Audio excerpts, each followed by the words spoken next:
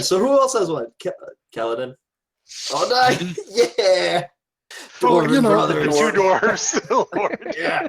Well, so Okay. we now get into epic arm wrestling matches in the bar, and neither of us ever loses. All right, and I'll get to Ryan. I don't know unless you're ready, Ryan. Are we up? Yep, we're good. Oh, okay. All right, cool. I'll We are do the live. announcement. So what did you pick for your items again? I know you wanted the upgraded harp to mandolin. Yep, I did the harp. Okay. That is the big boy, the harp to the mandolin. The Uh, OP harp. That's only a very rare, right? Because you took the No, ring no, of no, three no, wishes. no. I didn't take the Ring of Three Wishes. I took Wish instead of the Ring of Three Wishes. Okay, all right. So I was like, why would I only take 3 when I could cast it every day? Sure. And wish would definitely be something that you're Oh taking. yeah, that would definitely be something Leonin takes. All right. Okay. Okay. Let's see what else here. What else did I take? I took.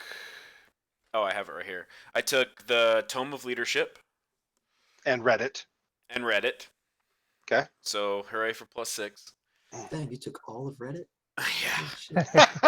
I All of took it. for the other very rare item I took the Rod of Security. Oh yeah. Yeah. It's your get out of jail free card. It is very fun. I've actually used that one. NBC used it. That's definitely very very Leonin, right? Yeah, it's like, yeah, I don't really feel like talking to you. Tap tap wand. I'm in paradise now. Suck it. So, and I can transfer people with me. And then I took a ring of protection, a cloak of protection, and believe it or not, I took some protection items. And then I took. You're gonna think this is gonna be funny, but I took Instant Fortress. I thought that was interesting, but yeah, I mean, you're the leader. You know, I mean, you've got to have a little. You know, if you're out on the road and you need a place to stay, you know, and you got troops with you, Yeah. That's not why he took it. you know, you're It like, does kettle what up. when you activate it and throw it at someone, it does 10d10 bludgeoning damage if they don't make the saving throw. That's exactly what I took. And that's why I almost took it. That is exactly why he took it. As soon as he said it, I took it. All right, Fuck yeah. fireball. That's like a masonry ball. It's That's awesome. right. Well, and All it's right. it's also like indestructible, right? Each one of the panels has like crazy amounts of damage, and it can 100 only be 100. I think it's 100 HP, right?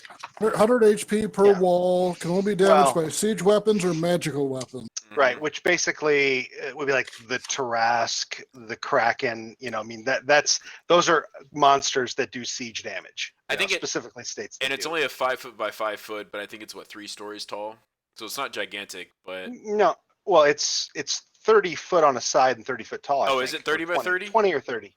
Yeah, I'll have it's to double big. check. Okay, and so yeah, that's what I took, and then and it can only be repaired by a wish spell. So you know, when you know wish, I figured it was pretty good to know.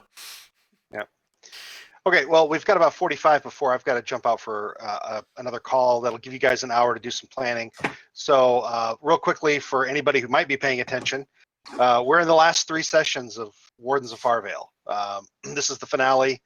We jumped ahead 25 years into the future from where the game was set. Everybody has aged 25 years, except for Kellinan, who has really only aged maybe 1 or 2. Which is useful considering he's the guy who would be the most horribly affected by 25 years of age otherwise. And yeah, so we're gonna deal the last 3 sessions here with sort of the end game of these characters. So I'd say for the next 45 minutes, we'll start off with mainly Q&A for things that you guys have questions about before we dive into the main story, which I'm really going to kick into high gear as soon as I get done with this other call I've got to take. So what questions do you have? Where are we at? No. Yeah. Okay, so where we start, just so you know. How are you going to get us all back together? Okay, well, it's going to be a marriage. It's a wedding. Who's Oh, getting it's married? actually It's actually your wedding, Leonin. Oh, great. Okay. Oh, okay. So, hang on a second. I wrote her name down and then I promptly forgot it because that's what I do with names. But luckily, I wrote it down because I figured this was actually a fairly important name. Let's see. Hildegard. You are Wow. getting married to Princess Hildegard in a grand ceremony right after you retook the city of Gorna from fire giants, actually. Can I wish for her name to be different?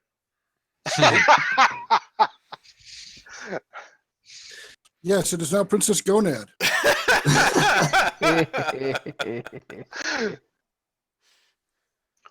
Okay, so if you take a look at this map, which now is completely visible to all of you, Gorna is right here. It is the ancestral seat of power in the Grand Duchy of Jeff. Now, you're planning to be the Kingdom of Jeff, but still a vassal state to Keelan. At least that's what you've sworn. Yeah, we'll work on that though. To the south of you is the Stark Mounds, which were ancestrally the lands of gnomish clans. You have not had a chance to dive into any of that area yet. I mean, you've really just focused on retaking the heartlands of Jeff, and you've formed an alliance, due to a couple things, as we talked about. The dragon that carried off Kellenen and Grundar. You guys were able to escape it. And I talked a little bit about how Kellenen escaped. You made a deal. Grundar, you were just, really gristly and distasteful, and so he just kind of spat you out. It's called a strategy. Nice aroma to him, yeah. So, and you nearly died, but you fell like 30 to 40 feet into the forest. And then, because you're a decent tracker, you tracked your friends down eventually. So you were with them. Kellenen, however, was not able to be recovered by the group until he reappeared a few years later when you actually went after the dragon that everybody was calling the Gloombringer. And that was probably well over 20 years in the past for everybody except for you, Kellen. And for you, it feels like it was just a few years ago. I'm like the Winter Knight, or Winter Soldier. Well, yeah, something Summer like that. Night, yeah. They just kind of stick you in cryo for a while and Yeah. reprogram you and then send you back out again. Yeah, it is what it is. But yeah, the Heartlands have been taken over, and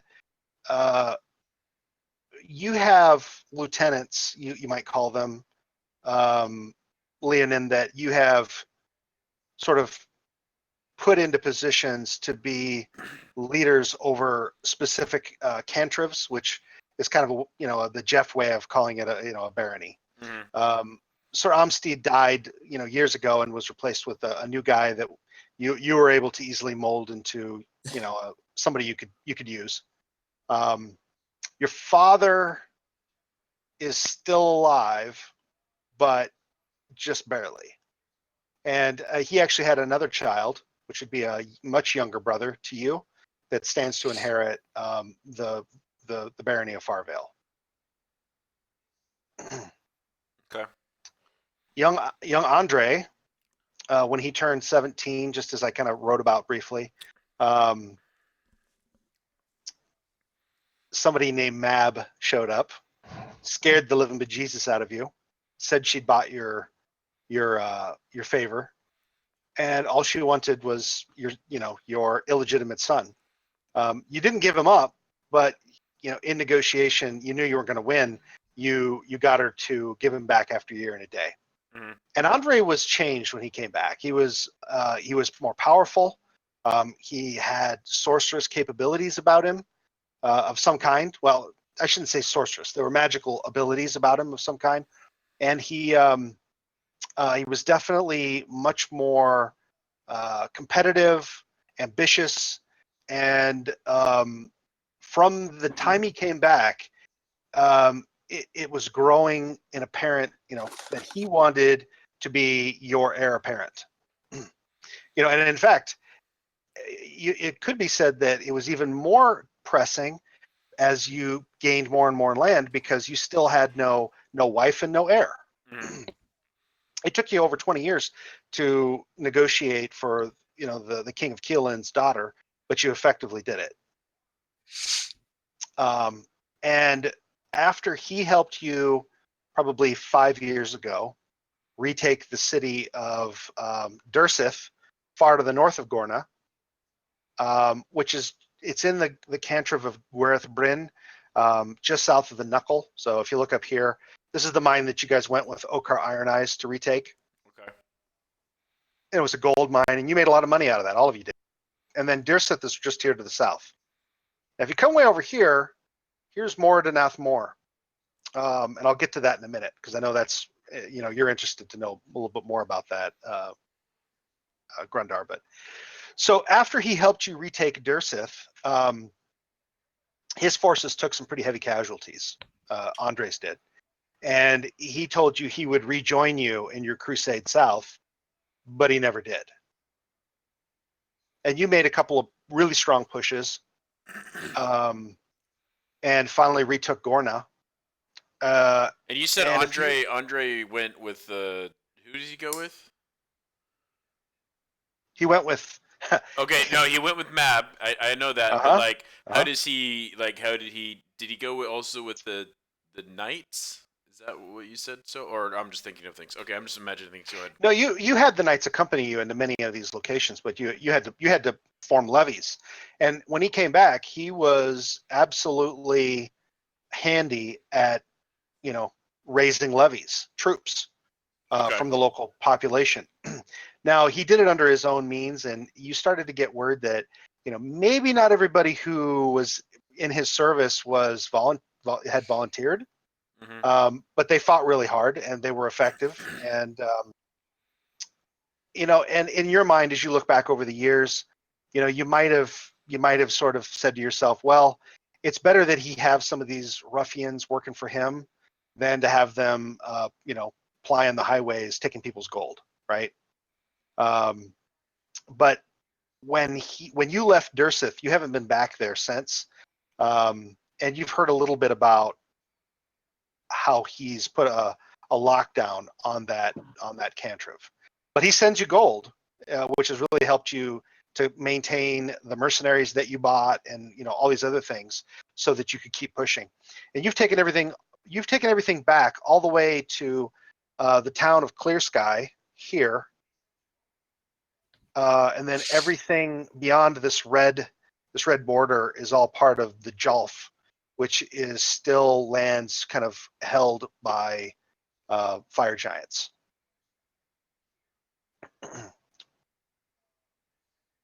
So you from kind of driving them beyond Clear Sky, you left some knights there to start building forts. You went back to Gorna to sort of resecure your power, and try to resurrect it as the capital of Jeff. And that's probably taken you a few months, in which time you sent letters to the King of Keeland, and he's like, oh, okay, well then I'll send my daughter. And so she just arrived. And that's kind of where you are. Any quick questions before I kind of take it around the table? Where's Rose? And did I like tell me what happened with her? Or is she in the parts to come still? She went off the grid, and she never came back per se.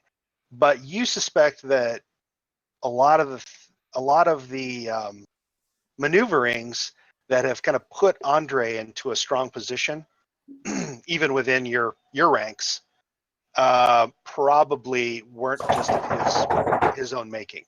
So you think she's still back there somewhere, maybe helping him out. That bitch. Okay.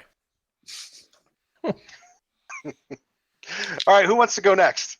Who has questions? I have a quick question about the multi-classing. The paladin, do I get the saving throws for them? when you multi-class from fighter into paladin, actually, you might know this better than I do, Tyler. I think it tells you what you gain when you multi-class into that. I don't think you get any of the proficiencies though, which is unfortunate. Or I mean, any of the You do saving get throw proficient- proficiencies. You don't get the With saving saving- throw proficiencies when you No. multi-class. Okay. I'm just trying to wrap my head around make sure I got everything.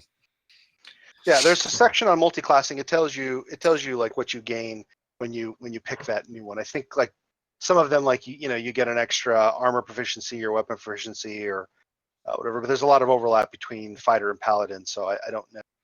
Let's see, multi-class.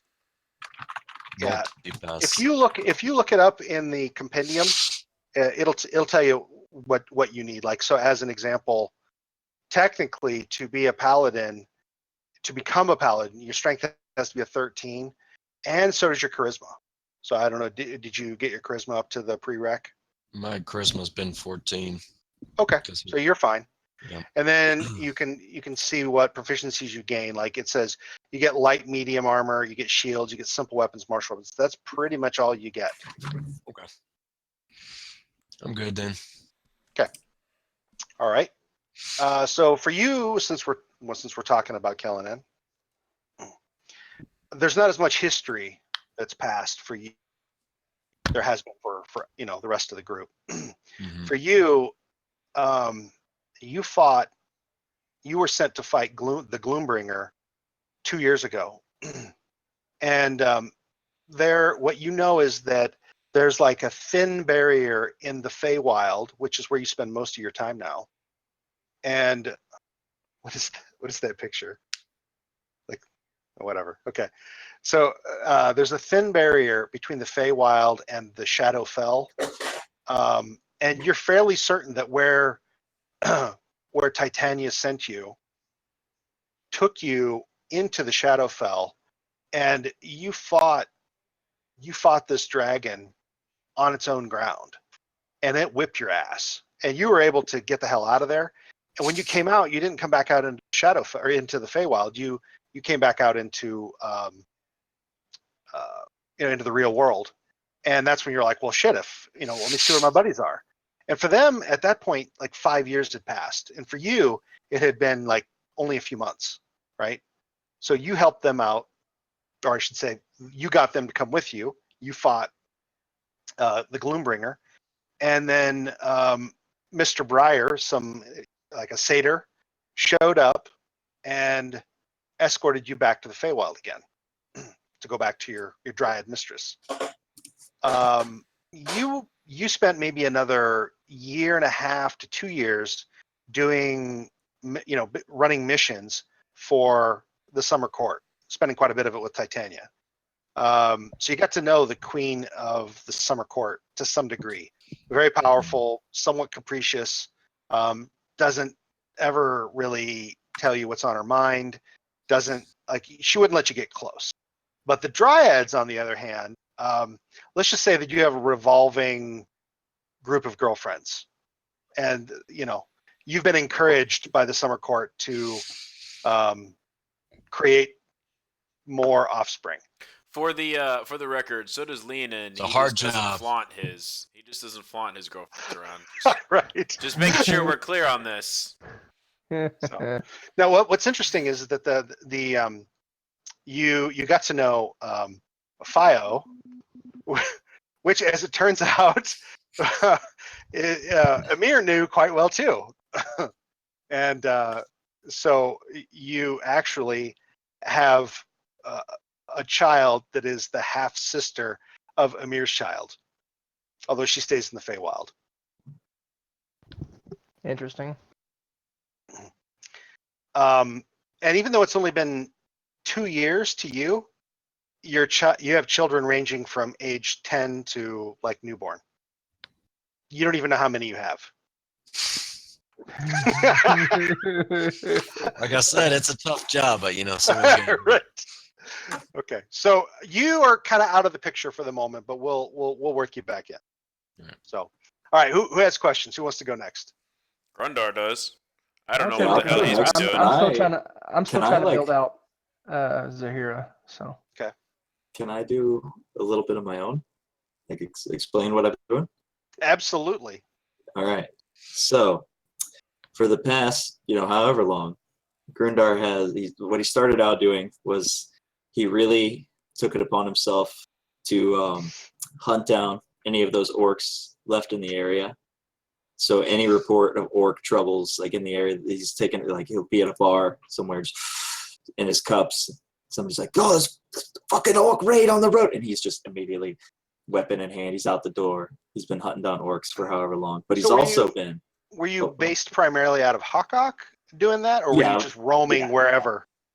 Yeah, I was kind of just roaming because I was like adventuring a little bit. I would think just he's always got a little bit of that in his blood, but staying in within these lands because he's trying to protect Hawkok. That's he made the promise of any orc who raises a hand against the city again will be crushed.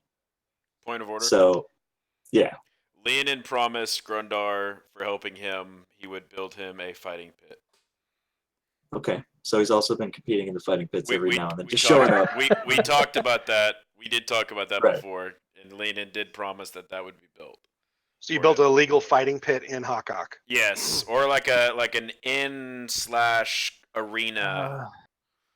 It's another thing for Amir to have to worry about. Yeah, it's an legalized gambling. It's an inn/ think of like a miniature coliseum or something like that. Not like that big, but a pretty decent size because Grundar helped out Leonin. And that was his payment. So continue on. Sorry, make sure you put that in there, Mason.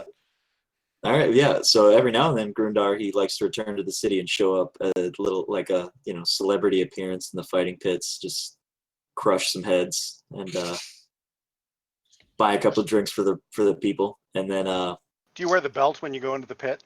Oh, absolutely. Nobody can touch you. I just hold it up, and I'm just like, and. It's like the championship belt, even though everyone's like, what the fuck is that belt? I've never seen that before. so he's been doing that, but one big thing he's been doing is Grundar got married, and I don't have her name. I wrote it down somewhere. But did you marry a dwarven woman from Mordanath Moor? Yes. So I married a dwarven woman. So my legitimate children, would be full-blooded dwarves, but I also took several concubines. Some of my legitimate children, their names are my first son, his name was Grunanen, and I had a second son named him Grolner. Tell me you have a daughter named Grunhilda. No, I have a daughter named Grianin. And another son named Grimir. Nice. But my favorite child is from my human concubine, and her it's a daughter. Her name is Grundar. A daughter named Grundar. Mm-hmm. All right, at least you didn't go the George Foreman route, name them all Grundar. Well, and she would be in Hawkok, which is probably why you spend so much time here. Mm-hmm. So your wife and they all live back at Mordanath Moor after you retook it from the Drow Elves. Right. Okay. Well, so many of the dwarves have been driven deep underground. When you went back with Okar, after you took back the knuckle, the next thing, he came back and said, "Hey, I think I found Mordanath Moor, and I would like the help from the Wardens again to retake it." And that's what you guys did. That was probably, 17, 18 years ago. And you had to fight Durgar and Drow and a lot of creatures that had kind of boiled up from the Underdark. And Kellen, and you were there for a bit of that too. They sought your help. Unfortunately, Leonin had to incur another favor to get your help.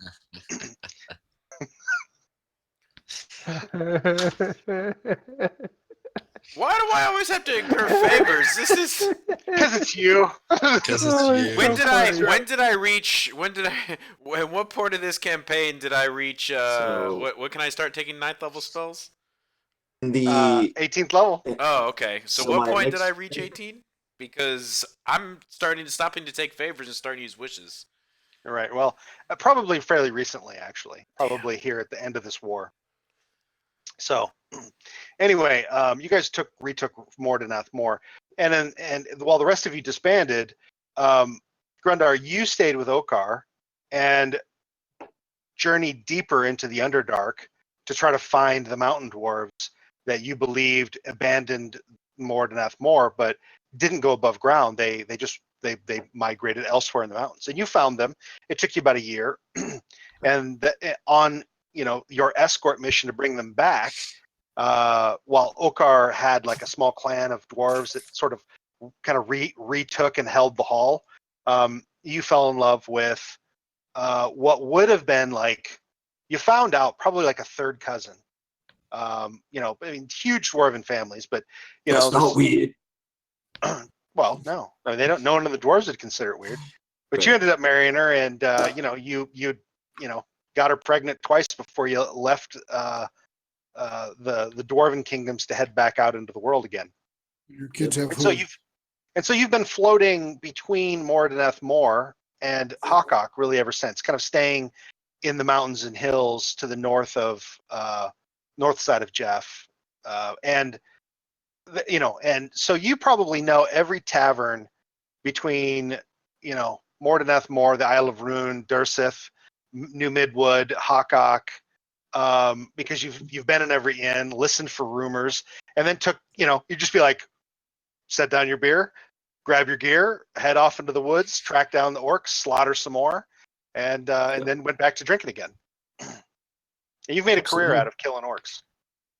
And all the earnings that I've had over the years, especially from the Wardens, a lot of that has just been invested, for one, in Mordenath Moor, and also in like teaching my children, like investing in my children. They're going to have teachers and the best guards and all that. Well, your gear was made by Clan Stone Reaver, who that's really what you're part of. So Grundar, your last name, you found out, is Stone Reaver. You're actually one of the clan. All of your gear they made.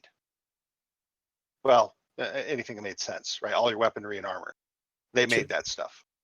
Cool. For you, really. So, and that's really what they're known for is making magical arms and armor. That's what they do. All right. So,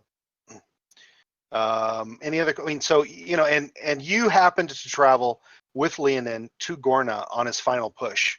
He needed your help. You're fighting giants again, and so you came down here to do that with him. All right, cool. I'm down. Any other questions? No. Were you here, Leonin, when I told everybody my children's name? Yes. Okay, I was gonna say Greenan, right? Was it Greenan? Yeah. Mm-hmm. She's beautiful, by the way. She's a beautiful baby girl. I'm sure she's beautiful. And Grimir. Yeah. I don't think he's gonna be as good with spells. He can't read yet, but yeah. And your daughter Grundar, from your human concubine in Hawkok, she actually she's a bartender at the Streamview. Your daughter has as prodigious of a nose as you do, as a half dwarf. Nice. That's delightful. Genes are strong, boys. All right. I want to know what Baller's been doing. Did he settle down with Delaney? Yeah. Did you marry Delaney? Yeah, probably. Though since we couldn't have kids, we'd probably just adopt some. Like street urchins and things. Your flock is your children. Well, so Delaney Delaney has a tendency to get attached. You have 30 adopted children. Oh! And they're dwarves, humans. You even have 2 gnomish kids. They were brother and sister. They're refugees. Obviously halflings. So yeah, she very much she probably, in fact, you have an annual rite of adoption where prospective refugees can be adopted directly by Balner. Jeez. You didn't organize this. This was something of Delaney's doing, of course. But I figured it'd be more like Balner would come across one, and then based on their ability to answer questions truthfully is whether or not he would bring them in.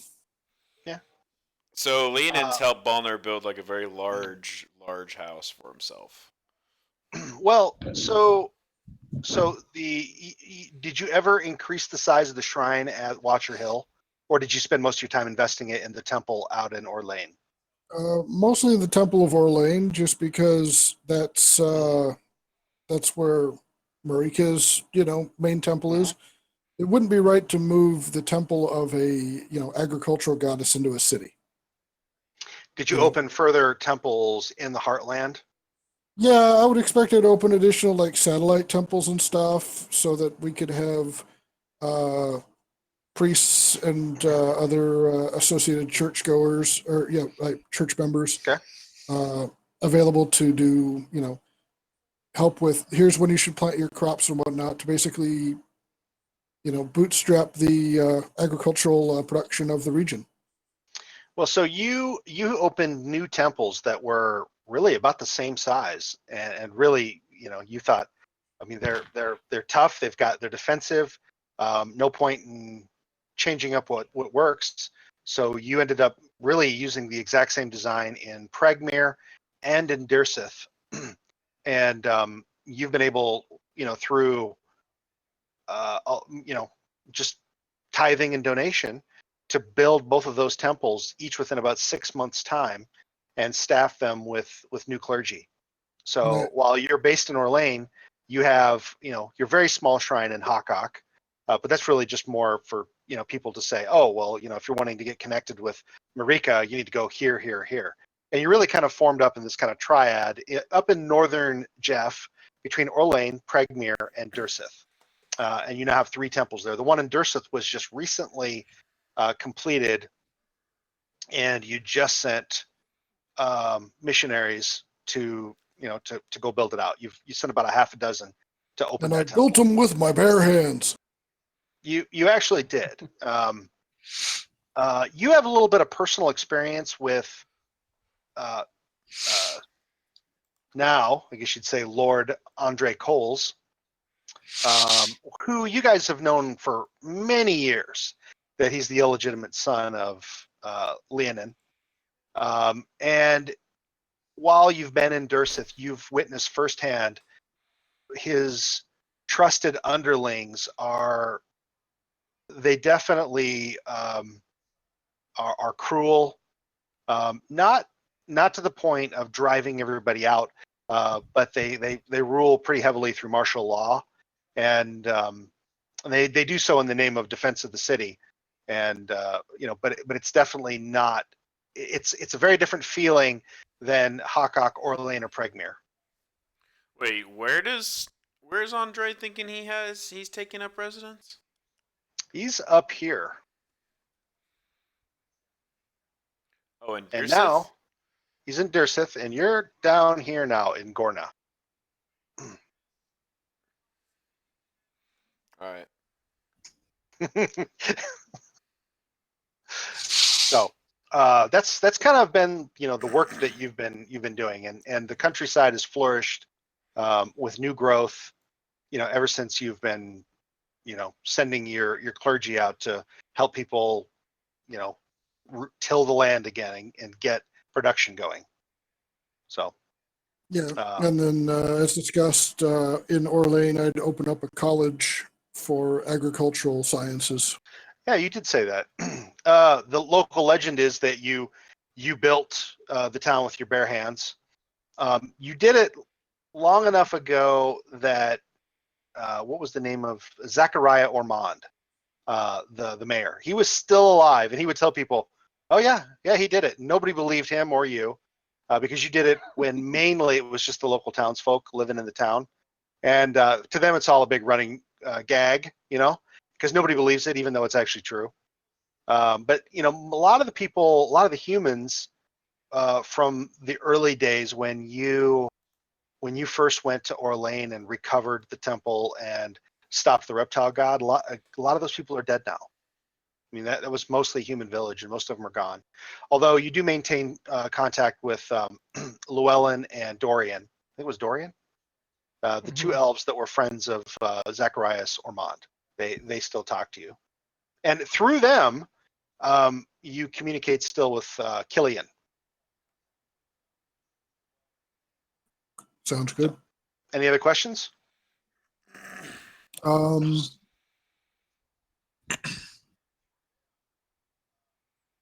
of the things I would do is, because of how Marika works, and is I would kind of embed some of the priests with the Knights of the Watch as kind of a roving, Hospitalers kind of thing.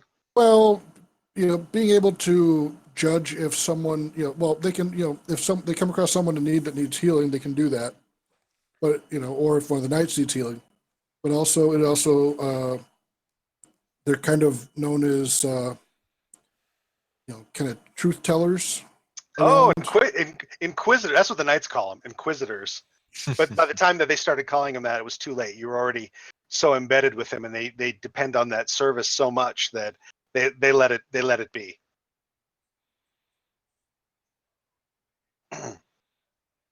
But yeah, I mean, you in a way have kind of created your own little spy network. Although they're, I mean, it's all very much above board. Well, mostly like the Marika hates chaos, so they would be helping to stamp out thievery and things like that, track down fugitives. Mm-hmm. Okay. Any other thoughts or questions for Balner before we move on to Amir? I've got about a little more than 10 minutes before I need to take a quick break before my. No, Amir's going to need that full 15 minutes with his questions. All right, shoot. First question is just a mechanic one here. For Zahira, I know you said she picked Eladrin. Would that be the Mordenkainen's Eladrin? I haven't even looked to see if there's much of it there. Use whatever you find to be most advantageous. Don't care. Okay, cool. I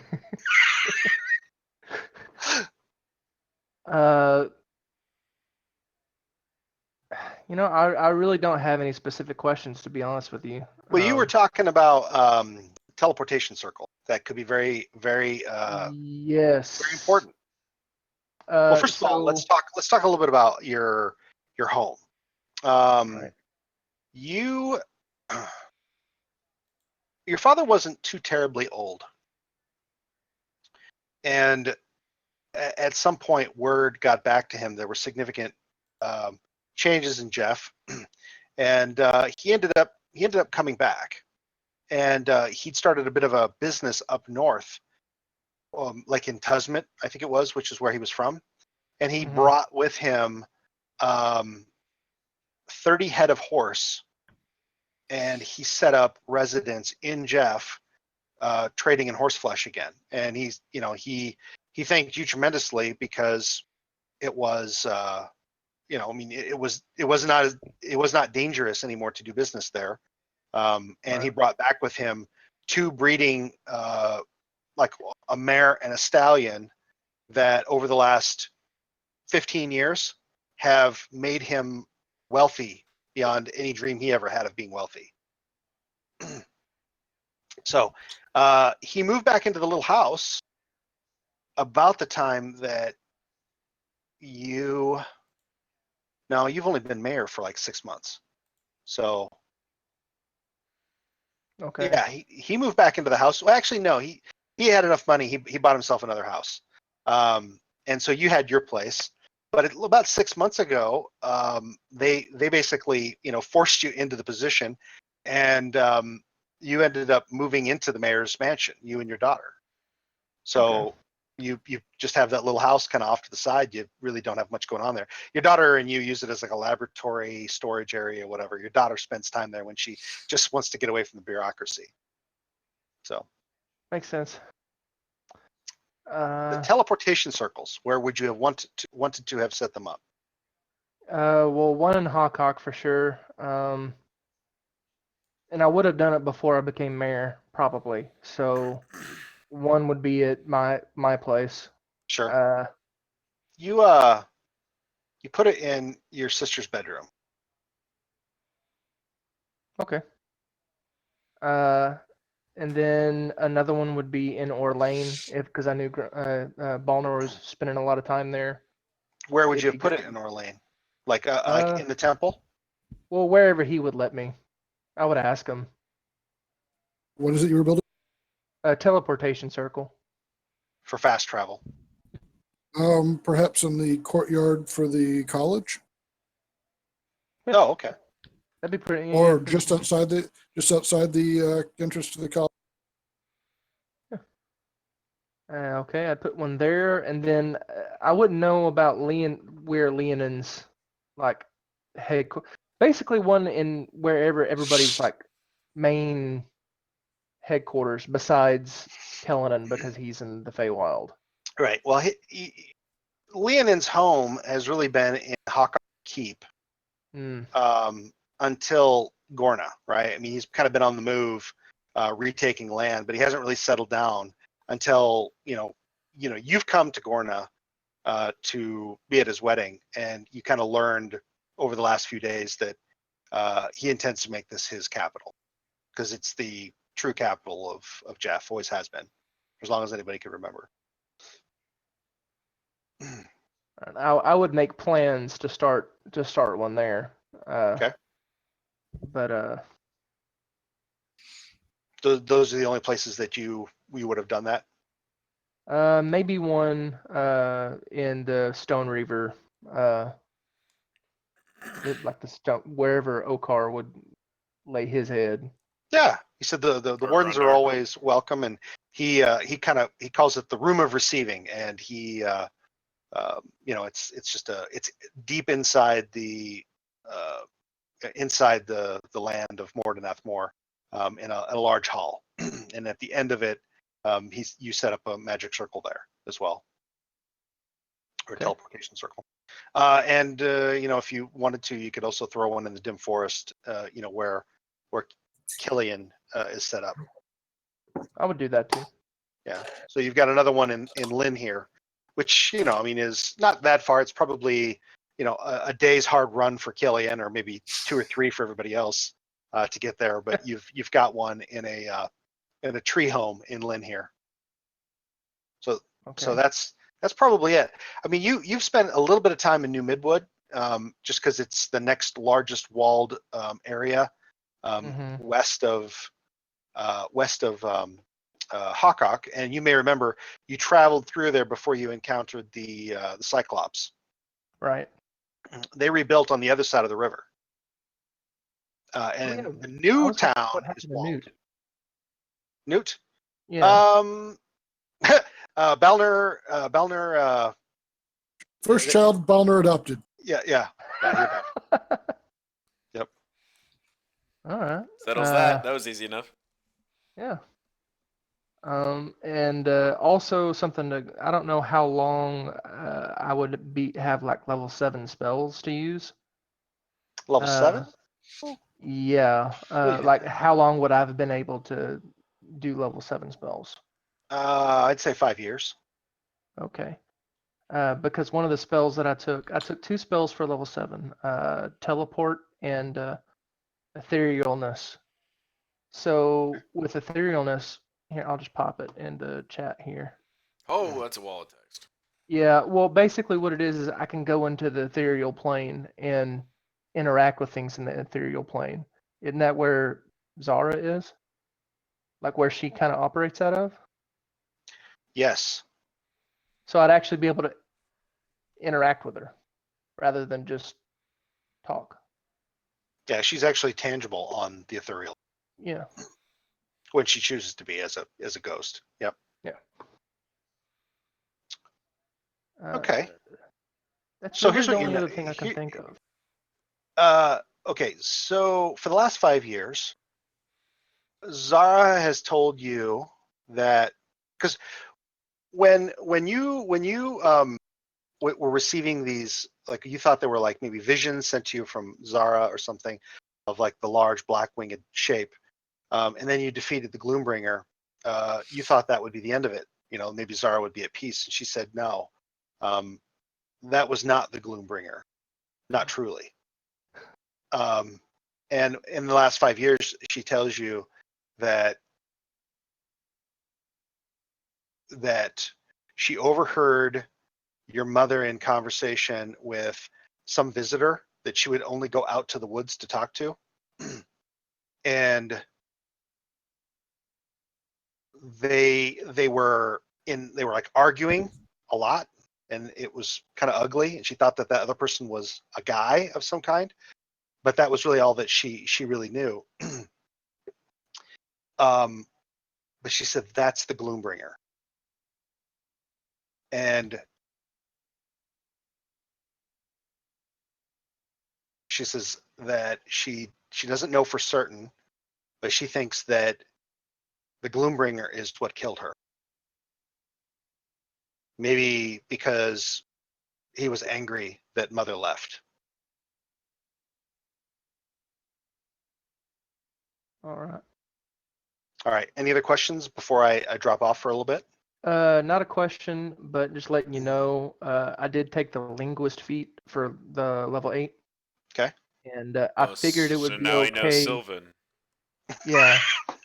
Well, of course you picked that one. Well, you know, I picked Sylvan mostly. I picked things where I thought I would have somebody to teach me. Sylvan, my daughter would know Sylvan. She could teach me that. Old Iridian, and Earthland. Sure you don't want Landon to teach you Sylvan? No. I have a question. He's not gonna, no. Everything would be innuendo. Like, why do I keep like kind of like, nodding? No, it's important. It's important that you do that. Yeah, I have a question though. How well can I read and write now? You can read. Yeah, after 25 years, Proficiently. unless you learn new languages, Common and Dwarven, I think, and maybe Orcish. And Orcish. I don't think they write much. Well, here's the one thing. You do well. You do just as well in Dwarven as you do in Orcish, probably because orcs use Dwarven runes. Right. But the dwarves think that you're like a hillbilly because whenever you read and write, or whenever you write in Dwarven runes, it looks like Orcish, and it pisses them off. I mean, it's understandable. It's understandable, but it just looks Orcish, and it pisses them off. Right. All right. Cool. All right, guys, I gotta take a quick break, jump on a call. I will be back at 8:00, and we'll kick this thing off. Cool. Sounds good. Tyler, I left. I would have probably left Bethany with you. No, Orson with you. I kept Bethany with me, just so he can help you with everything. Okay. Oh, I just now thought I remembered the last magic item that I would have picked up. Sending stones. Ah, yeah, So, sending and stones. I would probably I'd probably give one. I'd probably give the other one to Leonin. Cool. So I gotta put a sending stone in here. But it come out of my magic item Yeah. list. I just gave you the other half of it. I just gotta add it. So what everybody take for their big level 9 spell, which I guess Balner can pick which one he wants. Fireball. Given the day. I took anything I wanted. I took the getaway. I took anything I wanted to get and got away with it. Well, Wish only casts 8th level or lower, not 9th. Well, okay, so 8th level or lower, that. but I could also just like use it for any sort of shenanigans as well. Yeah, but you run the chance of never being able to use it again too. That's true. Not doing that. What I wanted was a dwarven thrower of thunderbolts, but Tony said no. But it's like, okay, this is a great hammer for me because I don't have to carry around a ranged weapon because I can throw it. And then I'm like, I don't have the strength to do the damage. All right, and I hadn't picked my legendary item yet, so I'm like, well, go for the belt. And if I'm going to go for the belt, I might as well go for the big belt. So yeah. It was one of those things where it was, I could also justify it because it could be used for, plowing fields and stuff. It wasn't always have to be used to hurt people. Yeah, that makes sense. Let's be real. You got tired of Grundar being the strongest. I was actually kind of, hoping to gloss over what belt I'd gotten, and but you were like, well, I don't know what legendary item I'll get, so I brought it up, and they're like, ah, crud, no, I should, because then I could have beaten you at arm wrestling. Just showed up, like, hey, that's arm wrestle. Oh man. Man. Well, Grundar's gotten really good at brewing potions, so now he just brews Storm Giant strength potions all the time. That does not stack with the I know. well, with the belt though. No, it's the same strength, I think. Yeah, I know. But I doubt I could do that. You need like a Storm Giant toe or something. That's what I wonder if I still have those toes or if I eventually made them into potions. I hope I did. So the problem was I already had two pieces of very rare item, two very rare items with the actually I had three very rare items because the +2 shield the ring of protection is very rare. No, it's just rare. And so I dropped that. Oh well, I couldn't take that one because it required attunement. I already had 3 items that required attunement. Mm. But so yeah, I took that, and then the the hammer that I theoretically was going to get, and then the plate that I already had. The rod was kind of on a whim of what kind of uses can I have, and then I asked Tony earlier in the day. I said, "Do I still have this damn ring?" And he said, "Yes." I said, "Okay." So I got the portable hole so I could toss the ring in it. Keep the ring kind of like secured away, squirrel it away from people so that it wouldn't cause us issues. Yeah.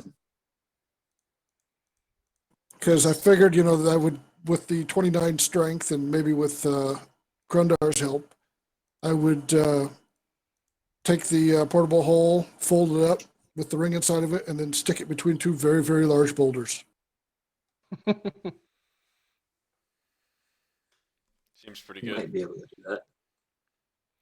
So yeah, I get with my new mandolin. Listen to my new mandolin spells. You guys ready for this? Oh God. Yeah, it's slightly broken. I get I get the normal fly, invisibility, levitate, protection from energy, protection from good and evil, dispel magic, and then I get confusion. I get firestorm. Yeah, I get firestorm. And control weather. Jeez. Thing is so broken. What did he just say? I can't read it. But anyway, here's Wonderwall. Yeah. Jason said, "Lead it in. I wrote a song about it. Want to hear it? Here it goes." And I said, "Anyway, here's Wonderwall." That's funny. Oh man. I'm back, baby. Tyler? What other spells did you take? So for my 9th level spell, I didn't like. There was a really one in just like the regular stuff that I really liked for Amir. So I dipped into Elminster's guide to pick my 9th level spell, and I picked up Obedient Avalanche. Ah, that one's pretty What is that? nasty. So It's like a fireball, except it's like a landslide, isn't it? well, anywhere within 300 feet that I can see, Yeah. I can start an avalanche out of nowhere, and it does crazy damage. Yeah, it does the. Anybody that's within 20 feet takes that if they don't make the save and they're buried under the snow. If you're within 21 to 40 feet, I think it's like 5d12 of cold and 5d12 of bludgeoning, and you're pushed back if you fail the save. So it's pretty crazy. But I figured that was something that he would take, that Amir would do. 8th level, I picked up Dominate Monster. Nice. 7th, Teleport and Etherealness. Teleport because it's just it's the quick version of Teleportation Circle. Yeah. etherealness because I wanted to be able to go into the ethereal plane and talk with Zara. 6th level investiture of ice. Nice. 5th level teleportation circle and cone of cold. Ice storm for 4th level.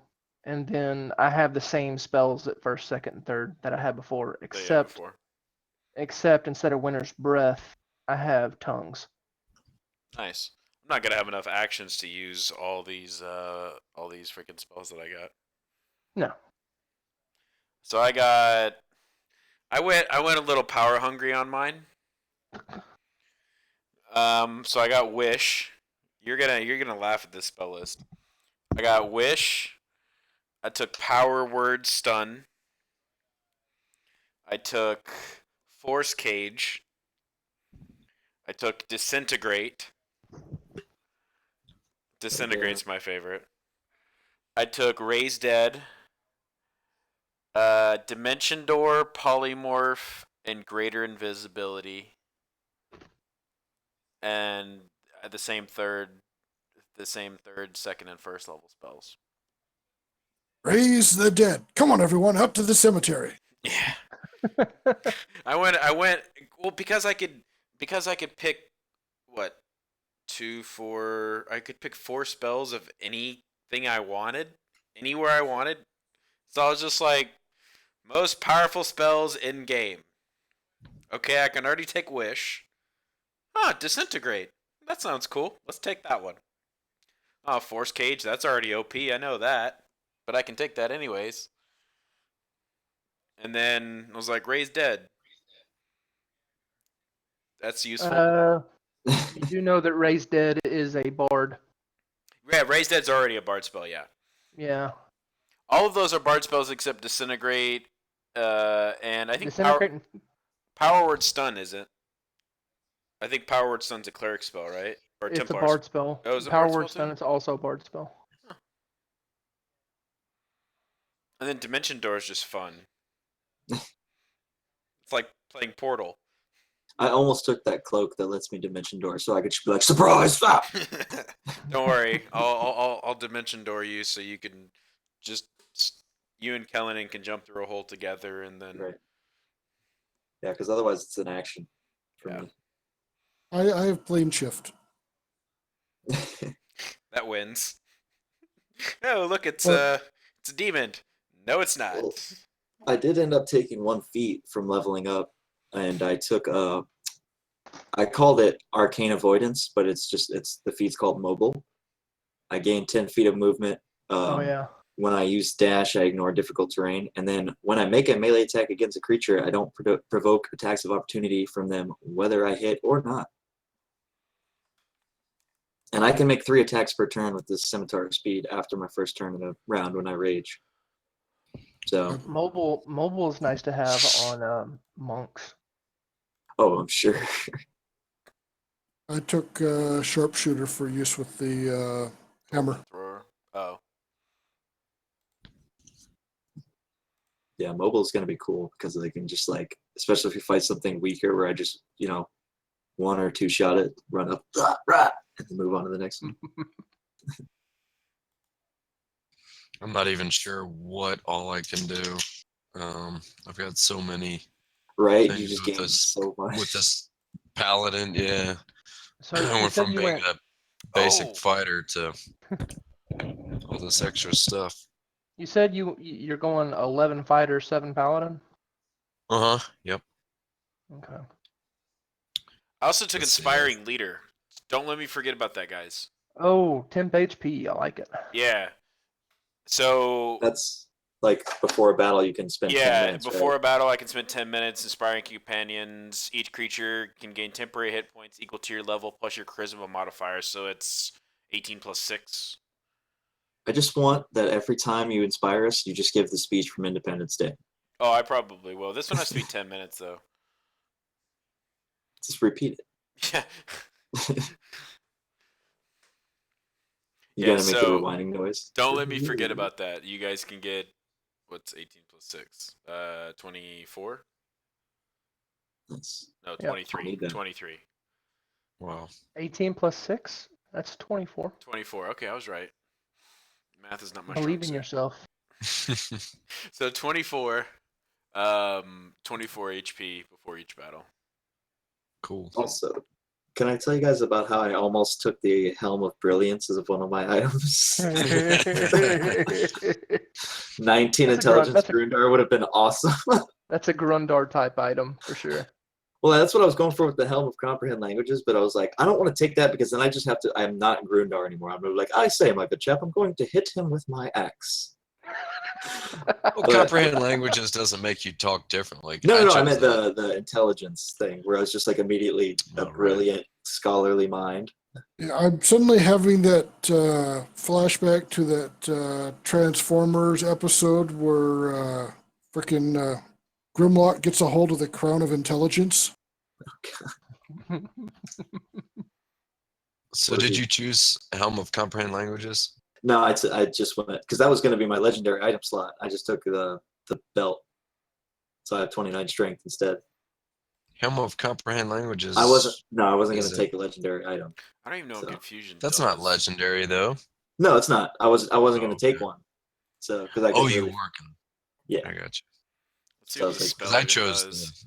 I chose the Spells. Helm of Comprehend Languages. I thought that would make sense for the Sure, because you're yeah. So you can understand your mistress? Mm, yeah, that and any other people right. I'm sent on a mission to Yeah. interact sense. with. I just had this great idea for Grundar where we're like going down a hall or like we hear somebody talking. He's like, wait. I can hear what they're saying. I think they're speaking demonic. I don't understand that word. I don't understand that. I have no fucking idea what they're saying. It was going to be worth it for that one joke. Then I just Confusion's fucking not chucked bad. the helm. I gotta see what some of these spells do because I have no idea. Let's see Which spells? some of these ones that I got for my mandolin. Oh, confusion's really nice. Yeah, by the way. confusion's pretty cool. Do you take control of other within 5 miles of you for the duration? Must be outdoors to cast a spell moving to a place where you.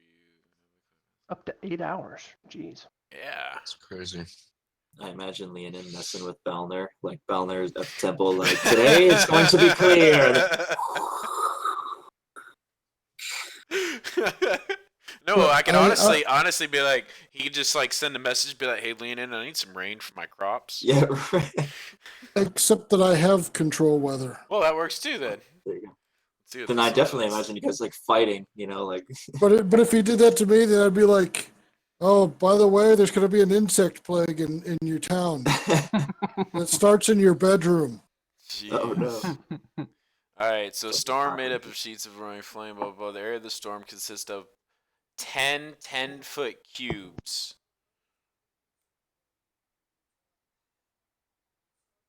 Damn. Holy crap. And it's 7d10.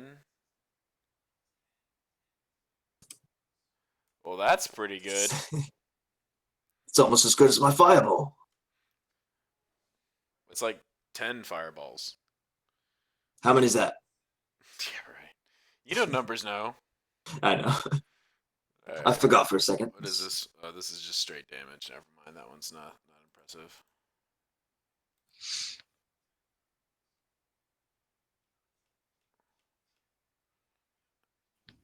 Although that is a crap ton of damage. Well, Leonin, I know how to fix your son. Well, are we just gonna disintegrate him? Or Yes. oh, Gias? Yeah, I thought about taking Gias. You place a magical command on a creature that you can see within range, forcing it to carry out some service or refrain from some action or course of activity as you decide. If the creature can understand you, it must succeed on a wisdom saving throw or become charmed. While the creature is charmed by you, it takes 5d10 psychic damage every time it acts in a manner directly counter to your words. Yeah, I thought about what level's Gias? For me, it's 5. I think it's a 5th level for me too. I thought about taking it, but I took animate objects instead. Just because animate objects is really fun. It's gonna get Beauty and the Beast up in here. I mean, I've got Raised Dead. Oh, you got Raised Dead? It comes with the. I get all of the spells. Okay. I just got to pick between Okay, what then ones I want to I'll use, take off Raised Dead and I'll put Gia's in. which I also have. But I wanted to take Gia's, but I didn't know if like how. Well, I mean that might be useful if, like, say, Ballner falls dead, and you Well, need to if get Ballner back up. that's true. Because as soon as Ballner's up, Ballner can start healing other people again. That's true, but I also have my pocket raise everybody back to life. I'll be right back. I was gonna take a rod of resurrection or whatever it is until I realized I needed to be a cleric or paladin or a druid or whatever it is. I just wanted to be Grundar running over somebody and be like, "Get the fuck up!" Smack him in the head with the rod. Oh, look, you're alive. I don't know. I don't know if I want to take Gia's or Raised Dead. That's good. That's tough. Or animate objects. Oh, I'm set in stone on my spell list. I'm not moving it. It is what it is. What do you think? Animate objects, Gia's, or Raised Dead? I can pick two of the three. 2 of the 3. Yeah. You would probably take guess. Yeah, I'm thinking Gia's and animate objects. I think those would be the two Leonin that would I would definitely take. do that, and animate objects. I feel like Leonin would find that hilarious. This is true. Look at the little candle. I'll name you. Because I think it's what you can do. You can do, like, what is it? 10 tiny objects. Yeah, I just popped it. Oh! Grundar gets a bunch of spoons. It's like, show me! Oh yeah, he can just. And I can just make him start dancing or Yeah. Or pull attack. Lumiere. So Be like, Lumiere, be our guest. So happy. Just all spoons. 10 dancing spoons.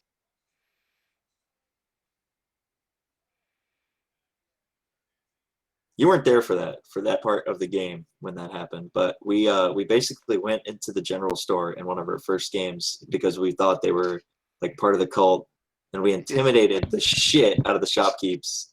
And I basically threatened their life that I would come back for my spoons, because No, I was with like, you. just to distract somebody, to distract You the were there shopkeeper. you were there for the second. Oh, I was there for the Yeah. second coming time of it. because that's when I pulled up my crossbow and like shot the innkeeper had something that they were about to do, and I or not the innkeeper, but the guy, and I ended up Didn't you, shooting like, it shoot at his their hand. hand? Yeah. No, the first time we went there, somebody pulled back the curtain in the back of the room, and there was just a kid sitting there with a crossbow trained on. Yeah, it was Amir. And basically, Grundar flipped his shit. It was like, "What the fuck?" He got a crossbow on us for. That's funny. Oh, But I was distracting the shopkeep by going around picking up spoons, be like, "What's this?" Throwing shit. I think I might go grab a snack real quick. I guess that's something we probably should have asked Tony about. Was what happened to our other 2 original party members? Halric and Lana. Yeah, I don't know. Lana might have. I don't know. I think she might have died at the battle. I think she got crushed. But I'm not sure about Halric. Overcome by grief. He left. Yeah, before that fight I think started. I think he said he left to go do something. I don't know. If I remember correctly, yeah, because I was asking him about him because I wanted to recruit the 2 of them, and he's like, Halric left before the battle started, and Lana was playing real hard to get, or something like that. I don't know.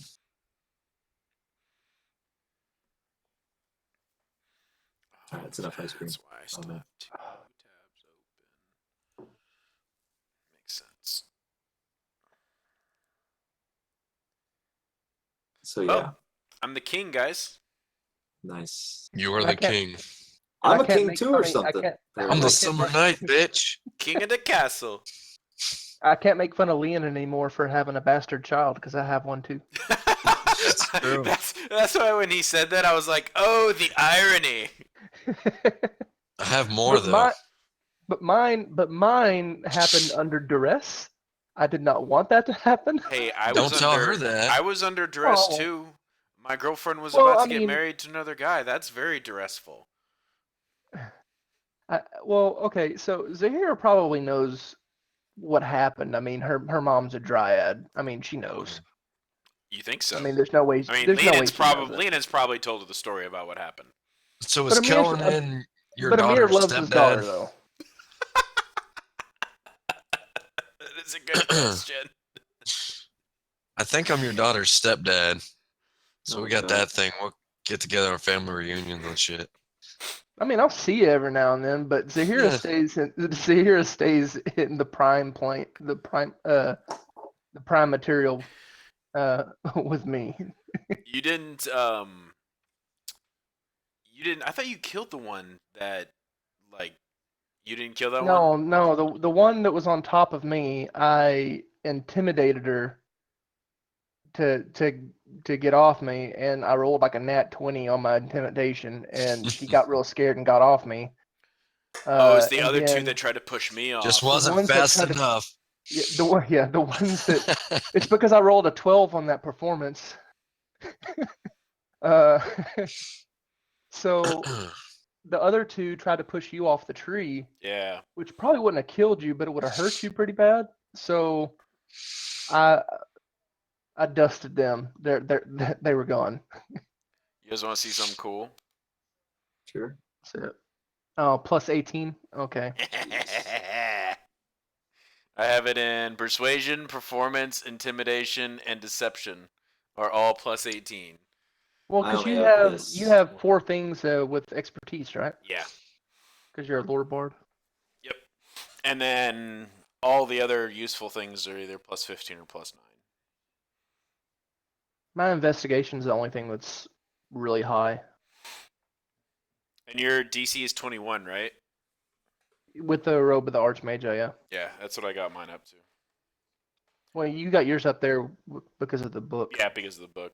I wanted to see if I could get it up to 22, but I couldn't do it without the robe. Right? Right. I think the robe is really the only thing that gives you an additional +1 to spell DC. I mean, not spell DC. Yeah, your spell save DC. Yeah.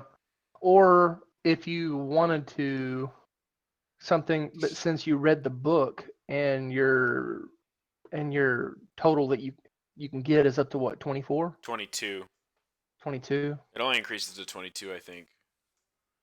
Oh. The book only increases it by 2. I am gonna Look that up, because if so, I can technically increase it to 24 because I have 2 additional points that I threw in, like, wisdom or something. Because I couldn't put it into charisma. Tome of leadership.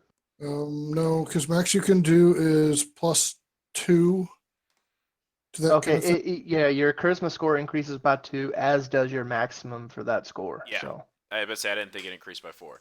The book that Ballner posted was like increase like one of your things by 5. I was like, holy crap! No, that was just +2. Oh, was it just +2? I thought that was Yeah. a different special book or something. But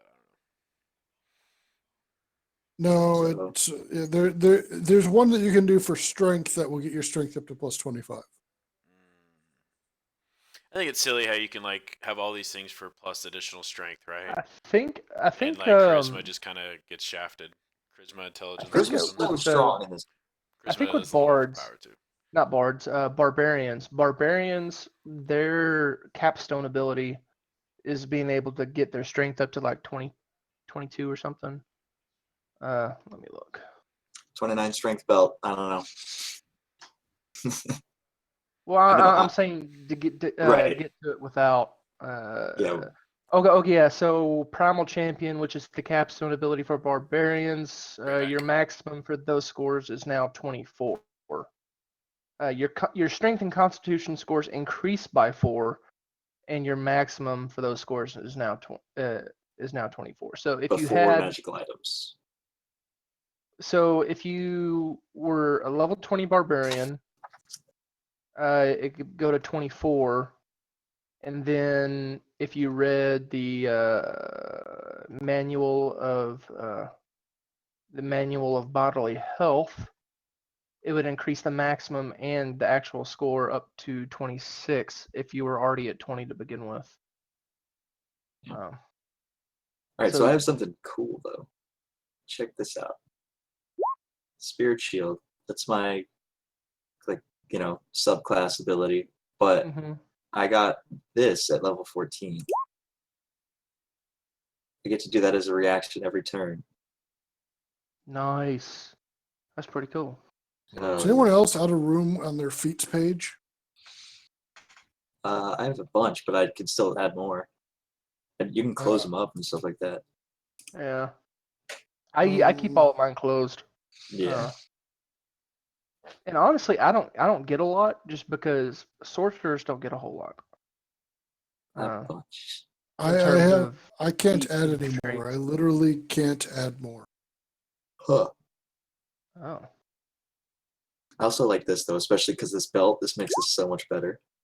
And I could just so the take a problem 20. is I can't add sharpshooter to my list. Huh. Well, as long as you remember you have it, I guess. Oh, so Oh, you're right. always gonna you can't roll, you can't do less than a 29 on a strength check. Nope. Wow. That's crazy. You're gonna be grappling fools all day.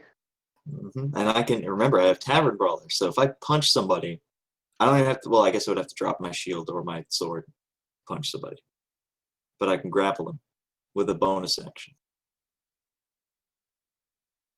Oh, and you best believe that Grundar and Kalanan will still be getting hasted.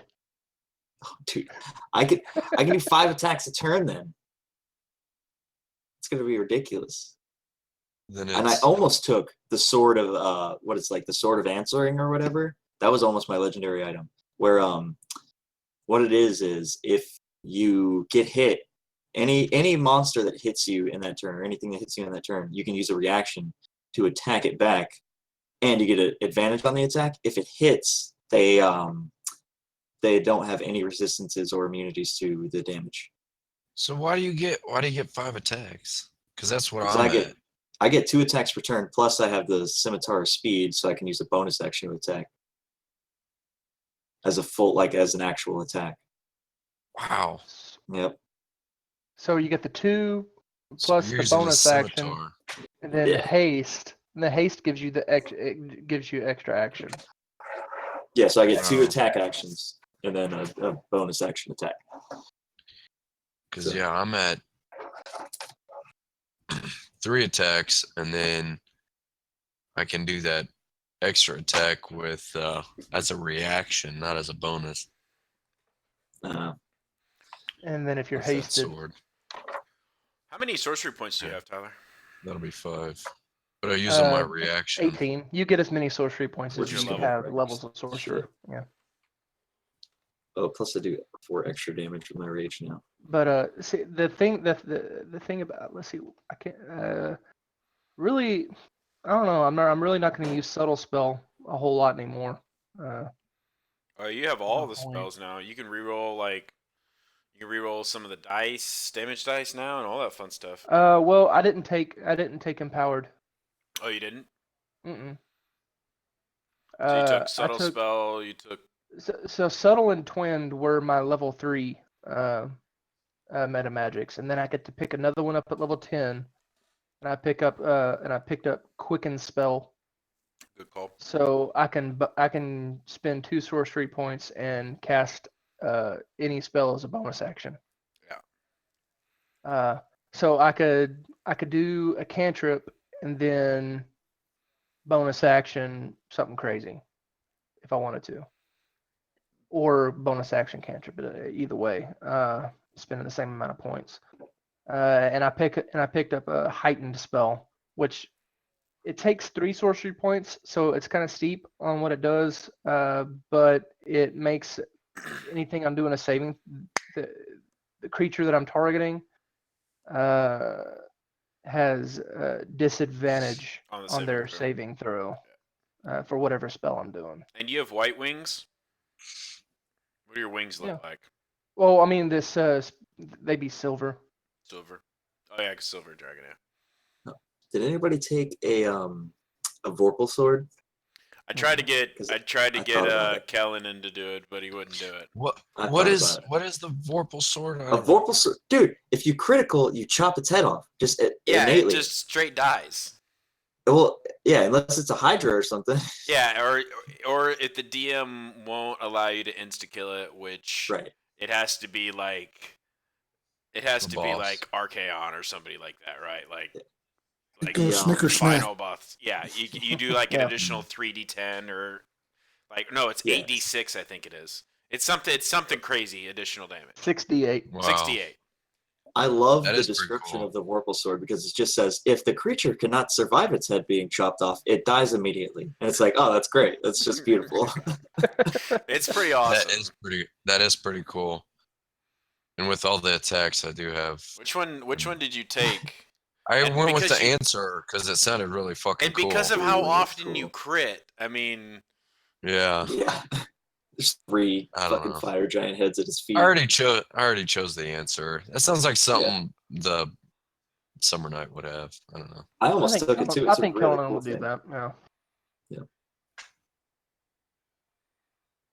I just didn't take it because I figured I'm already using my reaction to do the shield thing a lot. So What did you take as your second fighting style, Nate? Actually, I have 3 because I got an extra one with.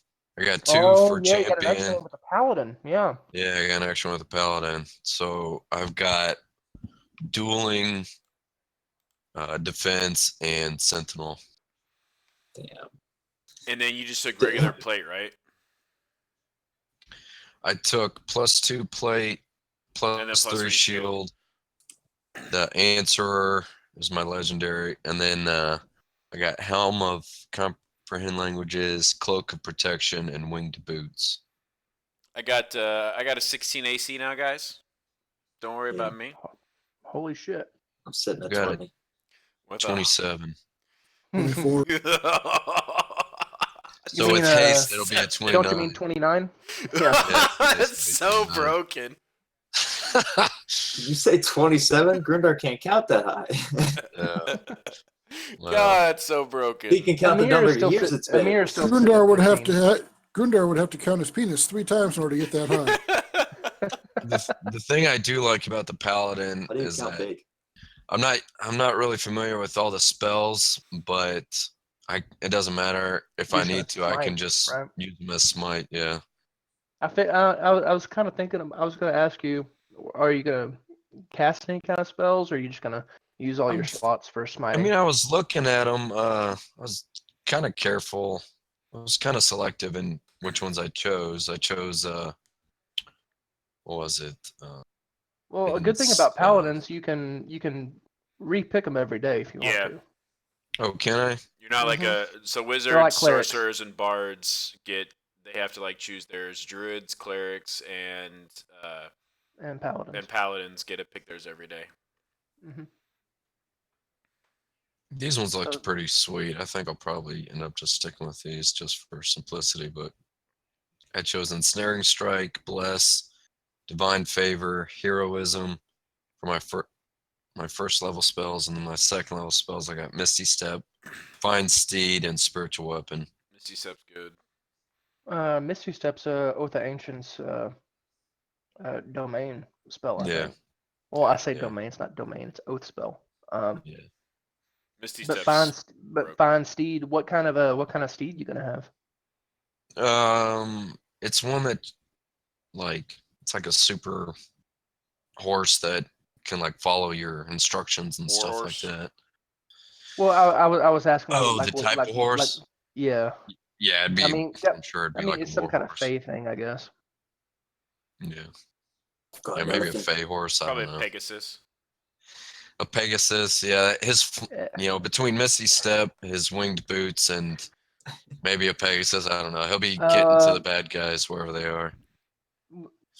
To get the Pegasus, you'd have to have a Greater Fine Steed, which is a much higher level spell, I think. It's fine. I'll probably just be using that to smite people with, anyways. Yeah, I don't have a steed or anything, but Grundar can move 45 feet now, guys.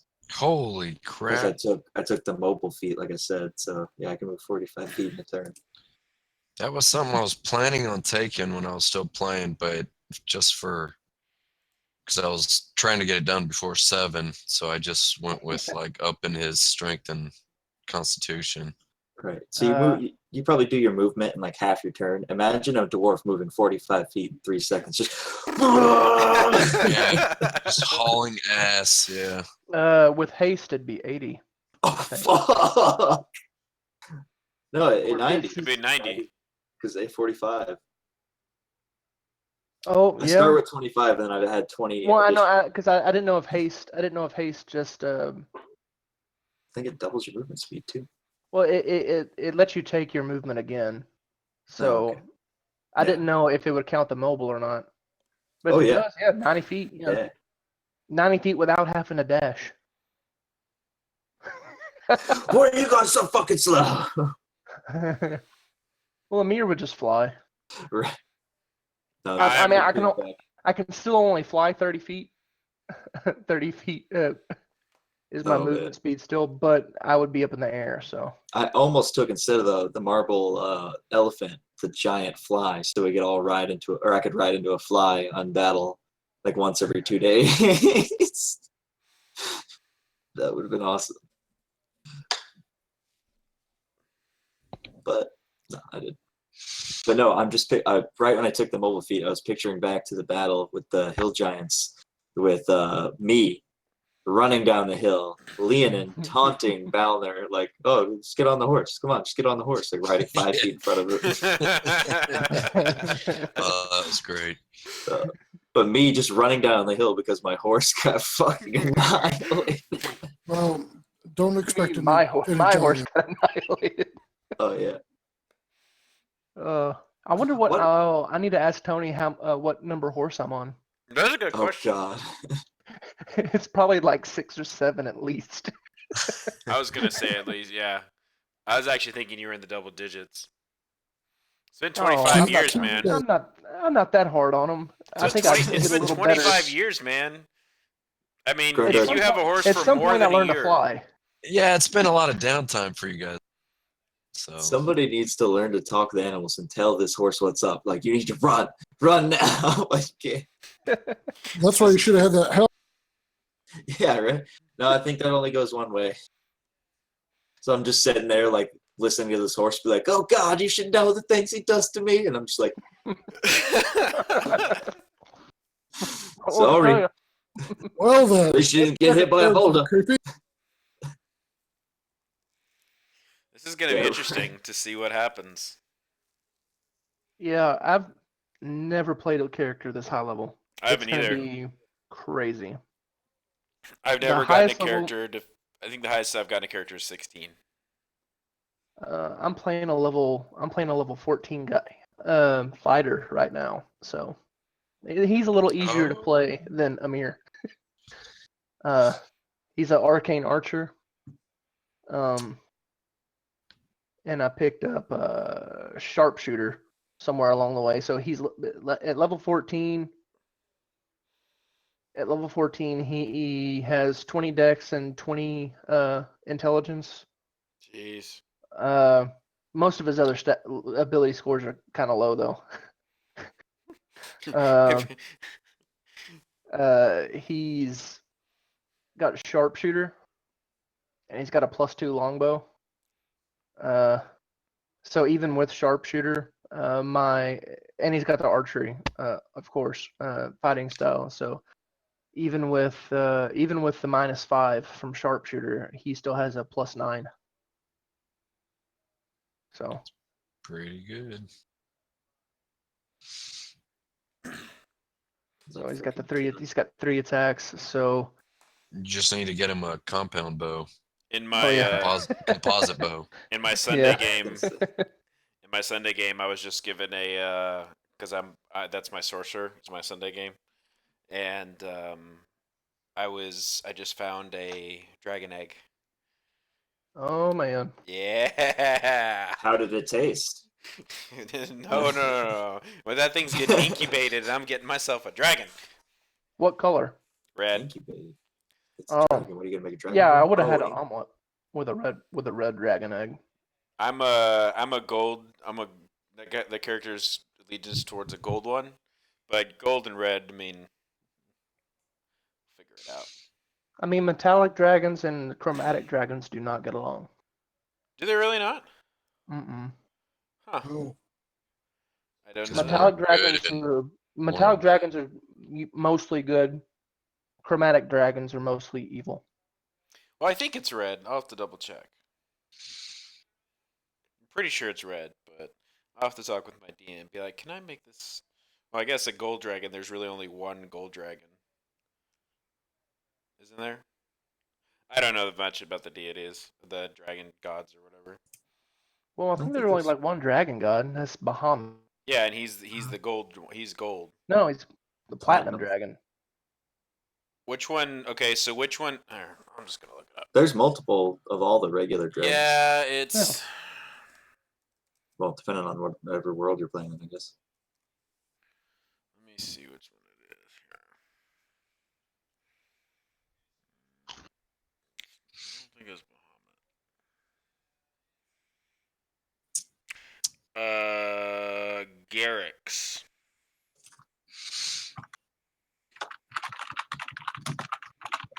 Is the dragon god of fire, destruction, and renewal. I think Garrix is the one I pledged allegiance to because it was kind of fun. And the story I went with is that Garrix in Bao gave my ancestors his power to cleanse the continent that they're on and rebuild it because it's like fire, destruction, and renewal. So I don't actually remember what color Garrix is though. I'll have to double check. I think it was Garrix. I was either choosing Garrett. I don't remember. God, you guys and posting in Discord. I can't.